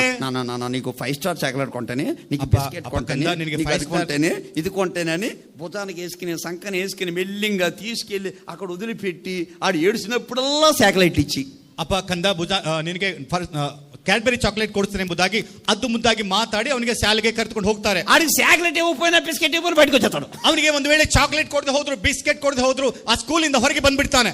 అలా కాక ಹಾಗಲ್ದೆ 6th క్లాస్ అయినా 7th అయినా 8th అయినా 9th అయినా వాళ్ళకి బిస్కెట్లు అవసరం, చాక్లెట్లు అవసరం, వాళ్ళకి వాళ్ళే వెళ్తారు, వాళ్ళకి వాళ్ళే చదువుకుంటారు, వాళ్ళకి వాళ్ళే వస్తారు. 6ನೇ ತರಗತಿ 7ನೇ ತರಗತಿ 8ನೇ ಮಕ್ಕಳಿಗೆ ಅವ್ರಿಗೆ ಏನಾದರೂ ಚಾಕ್ಲೇಟ್ ಕೊಡಬೇಕಾದ ಅವಶ್ಯಕತೆ ಇಲ್ಲ. ತನ್ನಷ್ಟೇ ತಾನೇ ಹೋಗ್ತಾರೆ, ಓದ್ತಾರೆ, ಮನೆಗೆ ಬರ್ತಾರೆ. అలాగే మన జీవితంలో కూడా, ಹಾಗೆ ನಮ್ಮ ಜೀವನದಲ್ಲಿ ಕೂಡ ఇంటి వారికి వాక్యం అని ఉపదేశం మీద కట్టాలి గాని ನಮ್ಮ ಮನೆಯವರನ್ನು ವಾಕ್ಯವೆಂಬ ಉಪದೇಶದ ಮೇಲೆ ಕಟ್ಟಬೇಕೆ ಹೊರತು, గుర్తుపెట్టుకోండి, ಅದಕ್ಕಾಗಿ ಗುರ್ತಿಟ್ಕೊಳ್ರಿ, మన పిల్లలకి మనం పునాది వేసుకోవాలి. ನಮ್ಮ ಮಕ್ಕಳಿಗೆ ನಾವು ಅಸ್ತಿವಾರ ಹಾಕಬೇಕು. వాళ్ళు కాలేజీకి వెళ్తూ ఉంటారు, ಅವ್ರು ಕಾಲೇಜ್ಗೆಲ್ಲ ಹೋಗ್ತಾ ಇರ್ತಾರೆ, లోక ఆకాశాలు ఆకర్షిస్తూ ఉంటాయి, ಲೋಕದ ಆಕರ್ಷಣೆ ಆಕರ್ಷಿಸ್ತಾ ಇರ್ತವೆ. ఒక తల్లి తన కూతురికి, ఒక తండ్రి తన కొడుకు ఒక పునాది వేయాలి. ಒಬ್ಬ ತಾಯಿ ತನ್ನ ಮಗಳಿಗೆ, ಒಬ್ಬ ತಂದೆ ತನ್ನ ಮಗನಿಗೆ ಒಂದು ಅಸ್ತಿವಾರ ಹಾಕಬೇಕು. లోక అంద చందాలు కనపడతాయి బాబు పాప, ಲೋಕದಲ್ಲಿರುವ ಅಂದ ಛಂದಸ್ಸು ಕಾಣಿಸುತ್ತಪ್ಪ ಮಗಳೇ, మన దేవుని బిడ్డలు, ನಾವು ದೇವರ ಮಕ್ಕಳು, మన దేవుడు పరిశుద్ధుడు, ನಮ್ಮ ದೇವರು ಪರಿಶುದ್ಧನು, మన దేవునికి అవమానం కలగకూడదు, ನಮ್ಮ ದೇವರಿಗೆ ಅವಮಾನ ಉಂಟಾಗಬಾರದು, మన వాక్యానుసారంగా జీవించాలి, ವಾಕ್ಯಕ್ಕನುಸಾರವಾಗಿ ನಾವು ಜೀವಿಸಬೇಕು. రూతమ్మ జీవించలేదా? ರೂತಳು ಜೀವಿಸಲಿಲ್ವಾ? ఎస్తేరు జీవించలేదా? ಎಸ್ತೇರಳು యోసేపు జీవించలేదా? ಯೋಸೇಫನು ಜೀವಿಸಲಿಲ್ವಾ? దానియేలు జీవించలేదా? దానియేలు ಜೀವಿಸಲಿಲ್ವಾ? అలాగా మన పిల్లల్ని ఎప్పుడైతే ఉపదేశాలు మనం కట్టుకుంటామో వాళ్ళు ఎన్నడూ కదలరు. ಆ ವಿಧವಾಗಿ ನಮ್ಮ ಮಕ್ಕಳನ್ನು ಉಪದೇಶದಲ್ಲಿ ಯಾವಾಗ ನಾವು ಕಟ್ಟಿಕೊಳ್ಳುತ್ತೇವೋ ಅವರೆಂದಿಗೂ ಕದಲಿಸಲ್ಪಡುವುದಿಲ್ಲ. అందుకని దావీదుకి, ಅದಕ್ಕಾಗಿ ದಾವೀದನು ఇంట్లో వాళ్ళ ద్వారా శ్రమలు వచ్చినాయి, ಮನೆಯವರಿಂದ ಶ್ರಮೆಗಳು ಬಂದವು, భార్య ద్వారా శ్రమలు వచ్చినాయి, ಹೆಂಡತಿಯಿಂದ ಶ್ರಮೆಗಳು ಬಂದವು, కొడుకుల ద్వారా శ్రమలు వచ్చినాయి, ಗಂಡು ಮಕ್ಕಳಿಂದ ಶ್ರಮೆಗಳು ಬಂದವು, మామ ద్వారా శ్రమలు వచ్చినాయి, ಮಾವನಿಂದ ಶ್ರಮೆಗಳು ಬಂದವು, ఫిలిష్తీయుల ద్వారా శ్రమలు వచ్చినాయి. ಫಿಲಿಸ್ಟಿಯರ ಮುಖಾಂತರ ఈ ಶ್ರಮೆಗಳು ಬಂದವು. శ్రమల్లో ఇటు అటు కొట్టుకుపోక, ಈ ಶ್ರಮೆಯಲ್ಲಿ ಆಮದೇವದಿ ಕೊಚ್ಚಿಕೊಂಡು ಹೋಗದೆ, కనపడే ప్రతి ఉపదేశానికి కొట్టుకుపోక, ಕಾಣಿಸುವಂತ ಪ್ರತಿ ಉಪದೇಶದಲ್ಲಿ ಕೊಚ್ಚಿಕೊಂಡು ಹೋಗದೆ, దేవుని వాక్యంలో దావీదు కట్టుకున్నాడు కాబట్టి దావీదుని ఎవరు కదిలించలేకపోయారు. ದೇವರ ವಾಕ್ಯವನ್ನು ದಾವೀದನು ಕಟ್ಟಿಕೊಂಡದಕ್ಕಾಗಿ ಯಾರು ಕದಲಿಸಲಿಕ್ಕೆ ఎలుగు పంటలు ఏమీ చేయలే, ಕರಡಿ ಏನ್ ಮಾಡ್ಲಿಲ್ಲ, సింహాలు ఏమీ చేయలే, ಸಿಂಹಗಳ ಏನ್ ಮಾಡ್ಲಿಲ್ಲ, గొల్లియాతు ఏమీ చేయలే, ಗೊಲಿಯಾತನು ಕೂಡ ಏನ್ సౌలు ఏమీ చేయలే, ಸೌಲನು ಕೂಡ ಏನ್ ఎవరు ఏమీ చేసుకోలేకపోయారు. ಕೂಡ కారణం ఏంటి? ಕಾರಣವೇನು? దండులో ఉన్నవాడు యుద్ధములో నేర్పరైన వాడు, ದಂಡಿನಲ್ಲಿ ಇರುವಂತವನು ಯುದ್ಧದಲ್ಲಿ ನಿಪುಣನು. అర్థమవుతుందండి?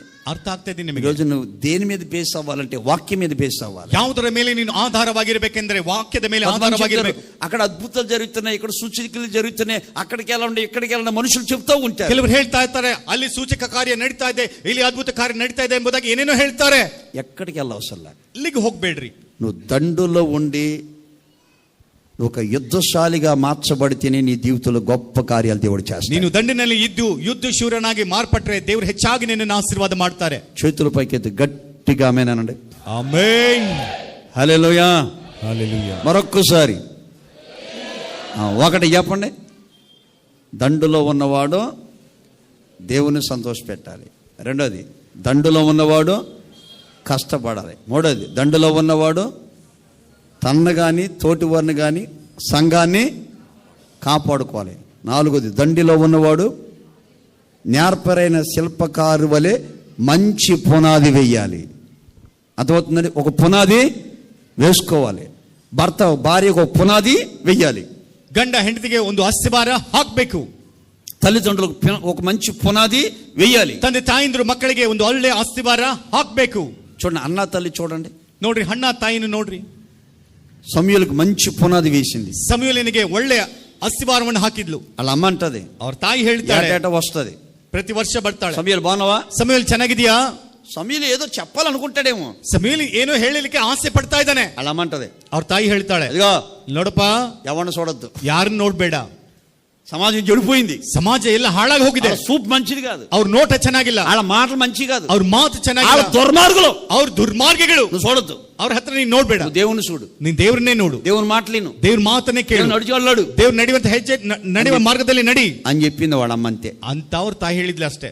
సమూయేలు ఎవరిని చూడలేదు, ಸಮುವೇಲನು ಯಾರನ್ನು ನೋಡ್ಲಿಲ್ಲ. అలాగే ఉపదేశంలో కట్టబడ్డాడు, ಹಾಗೆ ಉಪದೇಶದಲ್ಲಿ ಕಟ್ಟಲ್ಪಟ್ಟ, ఇశ్రాయేలుకి గొప్ప ప్రవక్త అయిపోయాడు, ಇಸ್ರಾಯೇಲರಿಗೆ ಒಬ್ಬ ದೊಡ್ಡ ಪ್ರವಾದಿ ಆಗ್ಬಿಟ್ಟ. అందుకని ಅದಕ್ಕಾಗಿ దండులో ఉన్నవాడు, ದಂಡಿನಲ್ಲಿ ಇರುವಂತವರು మంచి నేర్పరైన శిల్పకారు వలె మన కుటుంబానికి మన సంఘానికి మనమే పునాది వేసుకున్నగా. ಒಳ್ಳೆಯ ನಿಪುಣನಾಗಿರುವಂತ ಶಿಲ್ಪಕಾರ್ಯ ಹಾಗೆ ನಮ್ಮ ಕುಟುಂಬಕ್ಕೆ ನಾವೇ ಅಸ್ತಿವಾರವನ್ನು ಹಾಕಿಕೊಳ್ಳೋಣ. అందుకనే ಅದಕ್ಕಾಗಿ దండు దేవుని సైన్యమైంది, ದಂಡೆಲ್ಲ ದೇವರ ಸೈನ್ಯವಾಯಿತು, దేవుని సైన్యం మహా సైన్యంగా మారింది, ದೇವರ ಸೈನ್ಯವು ಮಹಾ ಸೈನ್ಯವಾಯಿತು. ప్రతి దినము అది చూసిన అనేకులు దావీదు సహాయం చేస్తున్నారు. ಪ್ರತಿದಿನ ಅದನ್ನು ನೋಡಿದಂತ ಅನೇಕರು ದಾವೀದನಿಗೆ ಸಹಾಯ ಮಾಡ್ತಾ నా దేవుని సహాయం మీకు అందరికి అందునుగాక.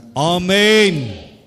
అందరూ మోకరించినట్లయితే, ಎಲ್ಲರೂ ಮೊಣಕಾಲು ಹಾಕುವುದಾದರೆ, మమ్మల్ని మిక్కిలుగా ప్రేమించిన ప్రియమైన తండ్రి, మీకు కృతజ్ఞతలనైనా, మీ దాసునిగా నన్ను మరుగుపరిచి పరిశుద్ధ గ్రంథములో ఒంటరి బ్రతుకుతున్న దావీదు జీవితంలో ఎవరు అండలేని, ఎవరు సహాయం లేని, ఎవరు ఆధారం లేని బ్రతుకులో తన దండుని మీ సైన్యంగా మార్చి మహాసైన్యంగా చేసి ప్రతి దినం అనేకులు అతనికి సహాయం చేయడానికి వచ్చుచున్నారని లేఖనాన్ని మా అందరి ముందు ఉంచి పరిశుద్ధాత్మల ద్వారాగా మా అందరితో మాట్లాడిన ప్రతి మాటను బట్టి కృతజ్ఞతలు ప్రభువా. నిజమే, ఇక్కడున్న వారిలో ఒక్కొక్కరు కూడా దావీదు వలె మొదటి స్థితిలో ఉన్నారు ప్రభువా. ఒక్కసారి మీ కృపతో జ్ఞాపకం చేసుకొని, ఏ దుఃఖములో, ఏ నిట్టూర్పులో, ఏ నష్ట కష్ట శోధాల్లో ఉన్నారో వీళ్ళందరూ మీ దండు, మీ సైన్యం మహాసైన్యంగా మారి ప్రతి దినం పరలోకపు సహాయం వీరికి అందాలని మీ పాదాల చెంత వేడుకుంటూ ఉన్నానయ్యా. ఇళ్లల్లో సహాయం కలగాలయ్యా, ఉద్యోగంలో సహాయం కలగాలయ్యా, చేతి పనుల్లో సహాయం కలగాలయ్యా, కుటుంబ జీవితంలో సహాయం కలగాలయ్యా, వ్యాపారాల్లో, పిల్లల చదువులు, మా బిడ్డలు ఎక్కడుంటే అక్కడ వారికి సహాయం అన్ని వేళలా కలగాలని కలగాలని కలగాలని కలగాలని నీ బంగారు పాదాల చెంత నేను బ్రతుములాడుతున్న నా పరలోకపు తండ్రి. ఇప్పటి వరకు మనుషులు సంతోషపెట్టి ఉండొచ్చు, ఇక మీదట నిన్ను సంతోషపెట్టే జీవితం. మర్దికై మిమ్మల్ని సంతోషపరిచారు, దానియేలు మిమ్మల్ని సంతోషపరిచారు, దావీదు మిమ్మల్ని సంతోషపరిచారు. మేము కూడా మిమ్మల్ని సంతోషపరిచేటట్లుగా మీరు చేయండి ప్రభువా. మేము పాటలు పాడితే మీరు సంతోషపడతారు, బైబిల్ చదివితే సంతోషపడతారు, ప్రార్థన చేసుకుంటే సంతోషపడతారు, ప్రేమగా మాట్లాడితే సంతోషపడతారు, మంచిగా మాట్లాడితే సంతోషపడతారు, మంచి ప్రవర్తన కలిగి ఉంటే సంతోషపడతారు, దేవుని సన్నిధికి త్వరగా వస్తే మీరు సంతోషపడతారు. ఈ కార్యాల బిడ్డలు జీవించేటట్లుగా చేయండి. దండులో ఉన్నవాడు సోమరుపోతి కాదు, తిండిపోతి కాదు, నిద్రపోతి కాదు, కష్టపడే వ్యక్తిని. దావీదు గొర్రెల దొడ్లో కష్టపడుతున్నాడు, రాజుగారి ఇంట్లో కష్టపడుతున్నాడు, సైన్యంలో కష్టపడుతున్నారు. మా బిడ్డలో చదువులో, ఉద్యోగాల్లో, వ్యాపారంలో, కుటుంబంలో ప్రతి వారి వంతులు చొప్పున ఎవరికి వారి చేతులు వారి అవసరతల నిమిత్తమై, కుటుంబ అవసరాల నిమిత్తమై కష్టపడునుగాక. అలాగే దీవించు నాయన. దావీదు తన దండులో ఉండి గొర్రెల మందను కాపాడుకున్నట్టుగా, రాజుగారిని కాపాడుకున్నట్టుగా, రాజ్యాన్ని కాపాడుకున్నట్టుగా నాకు ఇచ్చిన సంఘాన్ని నేను కాపాడుకునేటట్లుగా, నాకు ఇచ్చిన బిడ్డల్ని కాపాడుకునేట్లుగా, మాకు ఇచ్చిన విశ్వాసుల కుటుంబాలు వారు కుటుంబాలని కాపాడుకునేటట్లుగా మీరు కృప చూపండి అయ్యా. మనుషుల బలహీనతను వేలెత్తి చూపించడం కాదు, కానీ భర్త భార్యని వేలెత్తి చూపించడం, భర్త భార్యని వేలెత్తి చూపించడం కాక, పిల్లలు తల్లిదండ్రులను వేలెత్తి చూపించడం కాక, ప్రతి వారు తమ కుటుంబాల్ని దండులో ఉన్నవారు కాపాడుకునేట్లుగా వీరుకు కాపాడుకునే కృప దయచేయండి ప్రభువా. నాయన రకరకాల ఉపదేశాలు ఉన్నాయి. దండులో ఉన్నవాడు అయ్యా యుద్ధంలో నేర్పరైన శిల్పకారి వలె అపోస్తుల పౌలు క్రీస్తు యేసు ముఖ్యమైన మూలరాయి ఉండగా అపోస్తుల యొక్క పునాది మీద కట్టునట్లుగా వాక్యమనే పునాది మీద మా బిడ్డలు కట్టబడునుగాక. గాలికి కనపడి కల్పించే ప్రతి ఉపదేశానికి కొట్టికి వెళ్లకుండా, ఎలుగుబంటి నుంచి, సింహం నుంచి, గొలియాతు నుంచి, నాయన ఫిలిష్తీయుల నుంచి రకరకాల ఉపదేశాలకి పడిపోక మా బిడ్డలు వాక్యమనే ఉపదేశంలో కట్టబడి మహాసైన్యంగా మారి పరలోక రాజ్యానికి సిద్ధపరచమని, బిడ్డలందరికీ సంతోషం, సమాధానం, ఆరోగ్యం ఆశీర్వదించి దీవించి కాపాడమని, మహాసైన్యంగా మారి పరలోకానికి సిద్ధపరచమని యేసు నామములో అడుగుచున్నాను తండ్రి, ఆమేన్. తండ్రి అయిన దేవుని ప్రేమ, ప్రభువైన యేసుక్రీస్తు కృప, పరిశుద్ధాత్మని యొక్క అన్యోన్యమైన సావాసం సముఖం మనకును సకల పరిశుద్ధులకును ప్రభు రాకడ పర్యంత వరకు